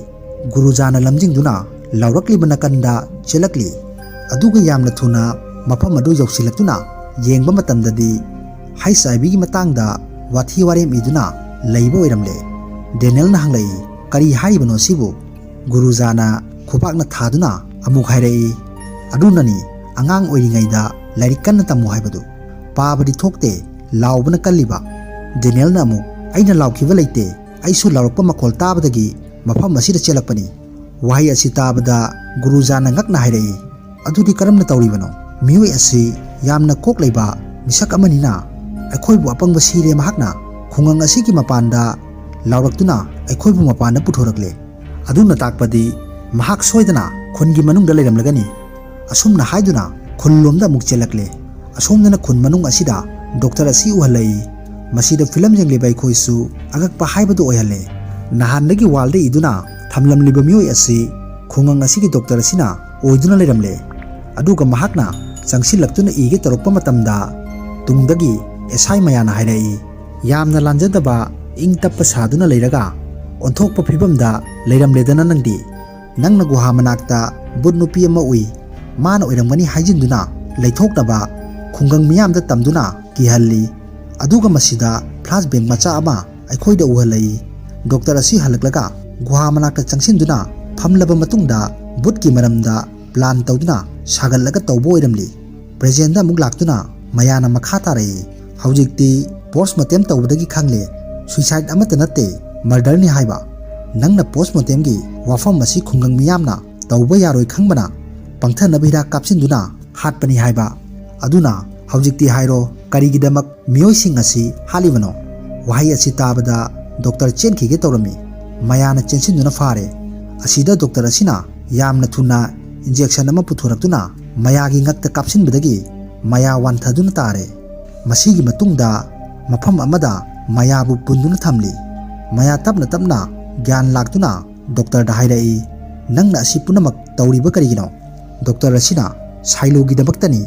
ꯃꯌꯥꯅ ꯑꯣ ꯑꯗꯨꯒꯤ ꯂꯝꯆꯠ ꯅꯥꯏꯗꯕꯤ ꯅꯨꯄꯤ ꯑꯗꯨꯒꯤꯗꯃꯛ ꯑꯩꯅ ꯈꯟꯕꯗ ꯅꯪꯁꯨ ꯃꯌꯥꯒ ꯁꯣꯏꯗꯅ ꯄꯨꯟꯂꯝꯒꯗꯕ ꯃꯥꯜꯂꯤ ꯗꯣꯛꯇꯔ ꯑꯁꯤꯅ ꯁꯥꯎꯅ ꯑꯃꯨꯛ ꯍꯥꯏꯔꯛꯏ ꯅꯪ ꯀꯔꯤꯁꯨ ꯈꯪꯗꯦ ꯃꯤꯅ ꯉꯥꯡꯅꯕ ꯍꯥꯏꯅꯕ ꯋꯥ ꯑꯗꯨꯈꯛ ꯇꯥꯕꯅꯤ ꯅꯪꯅ ꯐꯣꯡꯗꯣꯛꯂꯤꯕꯗꯣ ꯋꯥꯍꯩꯁꯤꯡ ꯑꯁꯤ ꯍꯥꯏꯗꯨꯅ ꯐ꯭ꯂꯥꯁꯕꯦꯛꯇ ꯋꯥꯔꯤ ꯂꯤꯔꯛꯂꯤ ꯅꯣꯡꯃꯗꯤ ꯑꯩ ꯃꯐꯝ ꯑꯃꯗ ꯆꯠꯂꯨꯔꯒ ꯍꯜꯂꯛꯄ ꯃꯇꯝꯗ ꯁꯥꯏꯂꯨ ꯒ꯭ꯌꯥꯟ ꯇꯥꯗꯅ ꯂꯝꯕꯤ ꯑꯃꯗ ꯐꯤꯕꯝ ꯁꯣꯛꯅ ꯇꯥꯗꯨꯅ ꯂꯩꯔꯝꯃꯤ ꯃꯁꯤꯗꯒꯤ ꯑꯩꯅ ꯃꯥꯕꯨ ꯑꯩꯒꯤ ꯀ꯭ꯂꯤꯅꯤꯛ ꯑꯗꯨꯗ ꯄꯨꯔꯛꯂꯕ ꯃꯇꯨꯡꯗ ꯇ꯭ꯔꯤꯠꯃꯦꯟ ꯆꯠꯊꯔꯝꯃꯤ ꯑꯗꯨꯒ ꯃꯥꯅ ꯍꯥꯏꯔꯛꯏ ꯗꯣꯛꯇꯔ ꯑꯩ ꯁꯤꯕ ꯄꯥꯝꯃꯤ ꯑꯩ ꯍꯤꯡꯅꯤꯡꯗ꯭ꯔꯦ ꯑꯗꯨꯕꯨ ꯑꯩ ꯁꯤꯅꯕꯒꯤ ꯄꯥꯡꯒꯜꯗꯤ ꯂꯩꯇ꯭ꯔꯦ ꯑꯗꯨꯅ ꯄ꯭ꯂꯤꯖ ꯑꯩꯕꯨ ꯍꯥꯠꯇꯣꯛꯄꯤꯌꯨ ꯑꯁꯤꯗꯒꯤ ꯑꯩꯅ ꯃꯥꯒꯤ ꯊꯣꯛꯈꯤꯕ ꯑꯃꯗꯤ ꯃꯔꯝ ꯍꯪꯕꯗꯒꯤ ꯃꯍꯥꯛꯀꯤ ꯋꯥꯔꯤꯁꯤꯡ ꯑꯃꯗꯤ ꯃꯉꯣꯟꯗ ꯑꯃꯨꯛ ꯂꯩꯔꯤꯕ ꯂꯩꯅꯥ ꯃꯈꯜ ꯑꯗꯨꯒꯤ ꯃꯔꯝꯗ ꯍꯥꯏꯔꯛꯏ ꯃꯁꯤꯗꯒꯤ ꯑꯩꯅ ꯃꯥꯕꯨ ꯑꯐꯕ ꯍꯣꯁꯄꯤꯇꯥꯜ ꯑꯃꯗ ꯄꯨꯗꯨꯅ ꯁꯥꯏꯀꯦꯇ꯭ꯔꯤꯛ ꯗꯣꯛꯇꯔ ꯑꯃꯒ ꯇꯥꯟꯅꯔꯦ ꯗꯣꯛꯇꯔ ꯑꯁꯤꯅ ꯃꯥꯒꯤ ꯇꯦꯁ ꯔꯤꯖꯜꯠꯁꯤꯡ ꯌꯦꯡꯂꯕ ꯃꯇꯨꯡꯗ ꯍꯥꯏꯔꯛꯏ ꯁꯥꯏꯂꯨ ꯑꯁꯤ ꯍꯥꯏꯄꯔꯁꯦꯛꯁꯨꯑꯦꯜ ꯗꯤꯁꯑꯣꯔꯗꯔ ꯅꯥꯔꯦ ꯍꯥꯏꯗꯨꯅ ꯍꯥꯏꯕꯗꯤ ꯃꯍꯥꯛꯅ ꯁꯦꯡꯅ ꯕꯣꯗꯤ ꯑꯁꯤꯅ ꯁꯦꯛꯁ ꯄꯥꯝꯗ꯭ꯔꯕꯁꯨ ꯃꯥꯒꯤ ꯃꯅꯨꯡꯗꯒꯤ ꯊꯣꯔꯛꯄ ꯏꯊꯤꯜ ꯑꯁꯤꯅ ꯄꯥꯝꯍꯟꯕꯅꯤ ꯑꯗꯨꯒ ꯅꯣꯔꯃꯦꯜ ꯑꯣꯏꯕ ꯅꯨꯄꯤꯁꯤꯡꯒꯤ ꯍꯣꯔꯃꯣꯟ ꯑꯁꯤ ꯔꯤꯂꯤꯁ ꯇꯧꯕꯗꯒꯤ ꯃꯥꯒꯤ ꯑꯁꯤꯅ 10ꯔꯛ ꯍꯦꯟꯅ ꯔꯤꯂꯤꯁ ꯇꯧꯏ ꯑꯗꯨ ꯈꯛꯇ ꯅꯠꯇꯅ ꯃꯍꯥꯛ ꯋꯥꯈꯜ ꯂꯩꯇꯥꯗꯕ ꯄꯨꯛꯅꯤꯡ ꯁꯣꯟꯊꯕ ꯑꯃꯗꯤ ꯗꯤꯄ꯭ꯔꯦꯁꯟꯗ ꯂꯥꯛꯄ ꯍꯧꯈꯤꯕ ꯊꯧꯗꯣꯛ ꯀꯌꯥꯕꯨ ꯅꯤꯡꯁꯤꯡꯗꯨꯅ ꯑꯁꯨꯝ ꯂꯩꯍꯟꯕ ꯑꯁꯤꯒꯨꯝꯕ ꯃꯌꯥꯝ ꯑꯁꯤꯅ ꯑꯣꯏꯔꯛꯄꯅꯤ ꯍꯥꯏꯔꯤ ꯑꯗꯨꯅ ꯃꯍꯥꯛꯀꯤ ꯂꯩꯅꯥ ꯑꯁꯤ ꯍꯤꯗꯥꯛ ꯒꯨꯂꯤ ꯈꯛꯇꯅ ꯌꯥꯔꯣꯏ ꯃꯥꯕꯨ ꯍꯥꯟꯅꯒꯤ ꯄꯨꯟꯁꯤꯗ ꯍꯜꯂꯛꯅꯕ ꯃꯥꯕꯨ ꯐꯖꯅ ꯂꯣꯏꯅꯕꯤꯕ ꯑꯃ ꯆꯪꯏ ꯑꯗꯨꯒ ꯑꯩꯒꯤꯁꯨ ꯏꯆꯥꯅꯨꯄꯤ ꯑꯃ ꯂꯩꯔꯝꯃꯤ ꯑꯗꯨꯕꯨ ꯃꯍꯥꯛꯇꯤ ꯂꯩꯈꯤꯗ꯭ꯔꯦ ꯑꯗꯨꯅ ꯁꯥꯏꯂꯨꯕꯨ ꯏꯆꯥꯃꯛꯅꯤ ꯈꯟꯗꯨꯅ ꯁꯦꯟꯅꯔꯒ ꯃꯥꯒꯤ ꯍꯥꯟꯅꯒꯤ ꯄꯨꯟꯁꯤꯗ ꯍꯜꯂꯛꯍꯟꯒꯦ ꯈꯟꯈꯤ ꯃꯁꯤꯗꯒꯤ ꯁꯥꯏꯂꯨꯕꯨ ꯏꯆꯥꯃꯛꯅꯤ ꯈꯟꯗꯨꯅ ꯃꯥꯕꯨ ꯅꯣꯔꯃꯦꯜ ꯂꯥꯏꯐꯇ ꯂꯥꯛꯅꯕ ꯉꯥꯛꯄꯤ ꯁꯦꯟꯕꯤꯗꯨꯅ ꯐꯖꯅ ꯂꯣꯏꯅꯔꯦ ꯑꯗꯨꯒ ꯃꯍꯥꯛꯁꯨ ꯇꯞꯅ ꯇꯞꯅ ꯃꯥꯒꯤ ꯂꯥꯏꯐꯇ ꯅꯣꯔꯃꯦꯜ ꯍꯟꯖꯤꯜꯂꯛꯂꯝꯃꯤ ꯃꯌꯥꯗ ꯑꯃꯨꯛ ꯍꯥꯏꯔꯛꯏ ꯑꯗꯨꯕꯨ ꯅꯣꯡꯃꯗꯤ ꯁꯥꯏꯂꯨꯒꯤ ꯅꯤꯡꯕ ꯊꯨꯡꯕꯒꯤ ꯅꯨꯃꯤꯠ ꯑꯗꯨ ꯌꯧꯁꯤꯜꯂꯛꯂꯦ ꯃꯍꯥꯛꯀꯤꯗꯃꯛ ꯃꯤꯑꯣꯏ ꯑꯃ ꯂꯥꯛꯂꯦ ꯑꯁꯣꯝꯗꯅ ꯕꯥꯁꯨ ꯀꯔꯤꯒꯨꯝꯕ ꯃꯈꯣꯜ ꯑꯃ ꯇꯥꯔꯛꯄꯗꯒꯤ ꯃꯐꯝ ꯑꯃꯗ ꯆꯪꯂꯛꯂꯤ ꯑꯗꯨꯒ ꯁꯨꯝ ꯆꯪꯂꯛꯄꯗ ꯃꯃꯥꯡꯗ ꯑꯩꯈꯣꯏꯗ ꯎꯍꯟꯈꯤꯕ ꯃꯥꯛꯁ ꯎꯞꯄ ꯃꯤꯑꯣꯏ ꯑꯗꯨ ꯂꯦꯞꯇꯨꯅ ꯂꯩꯔꯝꯂꯦ ꯃꯗꯨ ꯎꯕꯗ ꯕꯥꯁꯨ ꯈꯪꯄ꯭ꯔꯦꯛ ꯈꯪꯂꯝꯃꯤ ꯑꯗꯨꯒ ꯅꯪ ꯀꯅꯥꯅꯣ ꯃꯐꯝ ꯑꯁꯤꯗ ꯀꯩꯗꯧꯔꯤꯕꯅꯣ ꯍꯥꯏꯗꯨꯅ ꯌꯥꯝꯅ ꯀꯤꯅ ꯆꯠꯈꯤꯒꯦ ꯇꯧꯔꯛꯄ ꯃꯇꯝꯗ ꯇꯨꯡꯗꯒꯤ ꯃꯤꯑꯣꯏ ꯑꯗꯨꯅ ꯆꯦꯟꯁꯤꯜꯂꯛꯇꯨꯅ ꯃꯐꯝ ꯑꯁꯤꯗ ꯃꯈꯣꯏ ꯑꯅꯤ ꯐꯥꯏꯠ ꯇꯧꯅꯔꯝꯃꯤ ꯁꯤꯟ ꯑꯁꯤ ꯑꯁꯨꯛꯀꯤ ꯃꯇꯤꯛ ꯐꯖꯕ ꯃꯑꯣꯡ ꯍꯥꯏꯕꯗꯨ ꯑꯣꯏꯔꯤ ꯑꯗꯨꯒ ꯑꯁꯨꯝ ꯐꯨꯅꯔꯛꯄ ꯑꯁꯤꯗ ꯕꯥꯁꯨꯅ ꯃꯤꯑꯣꯏ ꯑꯁꯤꯕꯨ ꯊꯥꯡꯅ ꯍꯟꯖꯤꯟ ꯍꯟꯖꯤꯟ ꯄꯨꯛꯇ ꯊꯤꯟꯗꯠꯂꯝꯃꯤ ꯑꯗꯨꯕꯨ ꯃꯍꯥꯛꯀꯤ ꯃꯥꯛꯁ ꯎꯞꯄꯗꯨꯗꯤ ꯂꯧꯊꯣꯛꯂꯝꯗꯦ ꯃꯁꯤꯗ ꯇꯟꯖꯥ ꯌꯦꯡꯗꯨꯅ ꯃꯤꯑꯣꯏ ꯑꯁꯤꯅ ꯇ꯭ꯔꯤꯁꯨꯜ ꯑꯃ ꯄꯥꯏꯗꯨꯅ ꯋꯥꯡꯅ ꯆꯣꯡꯈꯠꯇꯨꯅ ꯃꯊꯕꯥꯛꯇ ꯊꯤꯟꯗꯨꯅ ꯍꯥꯠꯇꯣꯛꯂꯦ ꯑꯁꯣꯝꯗꯅ ꯗꯣꯛꯇꯔꯅ ꯋꯥꯔꯤ ꯃꯈꯥ ꯑꯃꯨꯛ ꯇꯥꯔꯛꯏ ꯃꯤꯑꯣꯏ ꯑꯗꯨ ꯃꯥꯛꯁ ꯎꯞꯇꯨꯅ ꯁꯥꯏꯂꯨꯒꯤ ꯃꯇꯨꯡꯗ ꯑꯁꯨꯝ ꯏꯟꯅꯕ ꯃꯤꯑꯣꯏ ꯑꯃꯅꯤ ꯅꯣꯡꯃꯗꯤ ꯃꯥꯕꯨ ꯑꯩꯅ ꯊꯦꯡꯅꯔꯦ ꯑꯗꯨꯒ ꯅꯪ ꯀꯅꯥꯅꯣ ꯍꯪꯉꯤ ꯑꯗꯨꯒ ꯑꯩꯅ ꯁꯥꯏꯂꯨꯒꯤ ꯃꯅꯥꯛꯇ ꯂꯥꯛꯇꯨꯅ ꯑꯃꯨꯛ ꯍꯥꯏꯔꯝꯃꯤ ꯅꯪꯒꯤꯗꯃꯛ ꯀꯅꯥꯁꯨ ꯂꯩꯇꯦ ꯍꯥꯏꯗꯨꯅ ꯅꯍꯥꯟꯗꯒꯤ ꯋꯥꯖꯔꯤꯕ ꯑꯗꯨ ꯏꯁꯣꯔꯅ ꯎꯕꯤꯔꯦ ꯍꯧꯖꯤꯛꯇꯤ ꯃꯤꯑꯣꯏ ꯑꯗꯨ ꯂꯥꯛꯂꯦ ꯍꯥꯏꯗꯨꯅ ꯇꯟꯖꯥ ꯑꯁꯤꯗ ꯃꯥꯛꯁ ꯎꯞꯄ ꯃꯤꯑꯣꯏ ꯑꯗꯨ ꯆꯪꯂꯛꯇꯨꯅ ꯁꯥꯏꯂꯨꯗ ꯀꯥꯖꯜ ꯑꯃ ꯄꯨꯊꯣꯔꯛꯇꯨꯅ ꯄꯤꯔꯤ ꯃꯤꯑꯣꯏ ꯑꯁꯤ ꯑꯇꯩ ꯀꯅꯥꯁꯨ ꯅꯠꯇꯦ Sailugi piklingaigi marup Rabi oiduna leiramle. Sailu kaptuna nungsina konbiri aduga mu hairai Rabi aidi nang sikre haina leirubani asuk kuiba matam asi nang kadai da leirubano masida flashback amasu aikhoida amuk uhalai angang oiringaida Sailu Rabi gi mayumda laklami masida Rabi gi mapana Sailu bu phattaba saja chatke tawringaida tanja asida Rabi changsilaktuna mapana tawramliba adu ukhirami masigi numidangda mahak sauningbana ahing adu tumthaba yadre aduga hawalaktuna nung ama paiduna mapabu makokta sudatun hatokle aduga mayum adu sumai thadoklami masidagi khungang asigi miyamna khalami mapa macha yum aduda laikhire haiduna asidagi mahak Devi Mahalakshmi gi mandir mamangda phamduna lei magi mainakan amasu mai chaklakpa aduda khara chakhirami masida khanghaudana mandir romdagi Devi gi maksama magi manakta paisilakpa adudagi matam chupada marks aduga loinana mirot oiduna leiki aduga Sailuda makha amuk tarai numit adudagi matam chupada nangi namigum nangi natung inarakpani aigi pana phattaba thawroksing aduna maram oiduna ai kaibadagi aigi sakasi nangolda utpangam khidabani aduna miyamna amadi nangna aibu sikre haibasi khanghanbani nangi harau tayambagi nungaiba mawung matau ai asum lona nangbu yengjai nangi awaba matam lakpa kayadasu aina lona yengi adubu ai karamna nangolda aibu khangangani haiba ai khangba ngamkhide Sailu ai nang yaudana mikup ama leiba ngamloi punsi chuppa nangbu nungaina thamgani aiga luhonglasi Sailu wahi achi tabada Sailu thamoi sokna kapli aduga mu hairai madu punamak oithoklaroi Rabi ai punamak kathokrabi nupi amani nangini haibada haksang machet amata leitre nangi oibada ai matik chadre Rabina nang nasana ijat leitre karisu leitre haiduna khallabasu aingoldadi nang muk sengba leite wahi singasi haiduna punna nungsinana kaminarami doctor asinamu hayengmak nakhoi animak luhonggadabani khungang asidagi lapna chatkhro hanagi wari sing khuding kaukthokuna anaubu punsi amade hinglo masigi ayukta Rabi amadi doctor luhongbagi pochai khara leiruraga halakpa matamda khungang miyam mafam amada chenari masida doctor asina ahal lamada hanglami kaidoba yaurage mayam punna chatnaribasi ahal asina Sailu haibi nupi macha ama guhada chongthaduna siramle adugidamak chalibani haiduna wahai asi tapada makhoi ani ngakpada loire aduga yamna thuna chattuna yengba matamdadi Sailu gi asi bhaksang adu taduna leiramle aduga khungang miyam chatkraba matungda Rabi Sailu bu yengjaduna pena kapsari presenta muk lai wahi singasi tabada mayana hanglai adudi killer sinang khakta nate wari sing adu khanglabadi nangi Sailu asi laina narabani haiduna khungang miyamda haiba yaina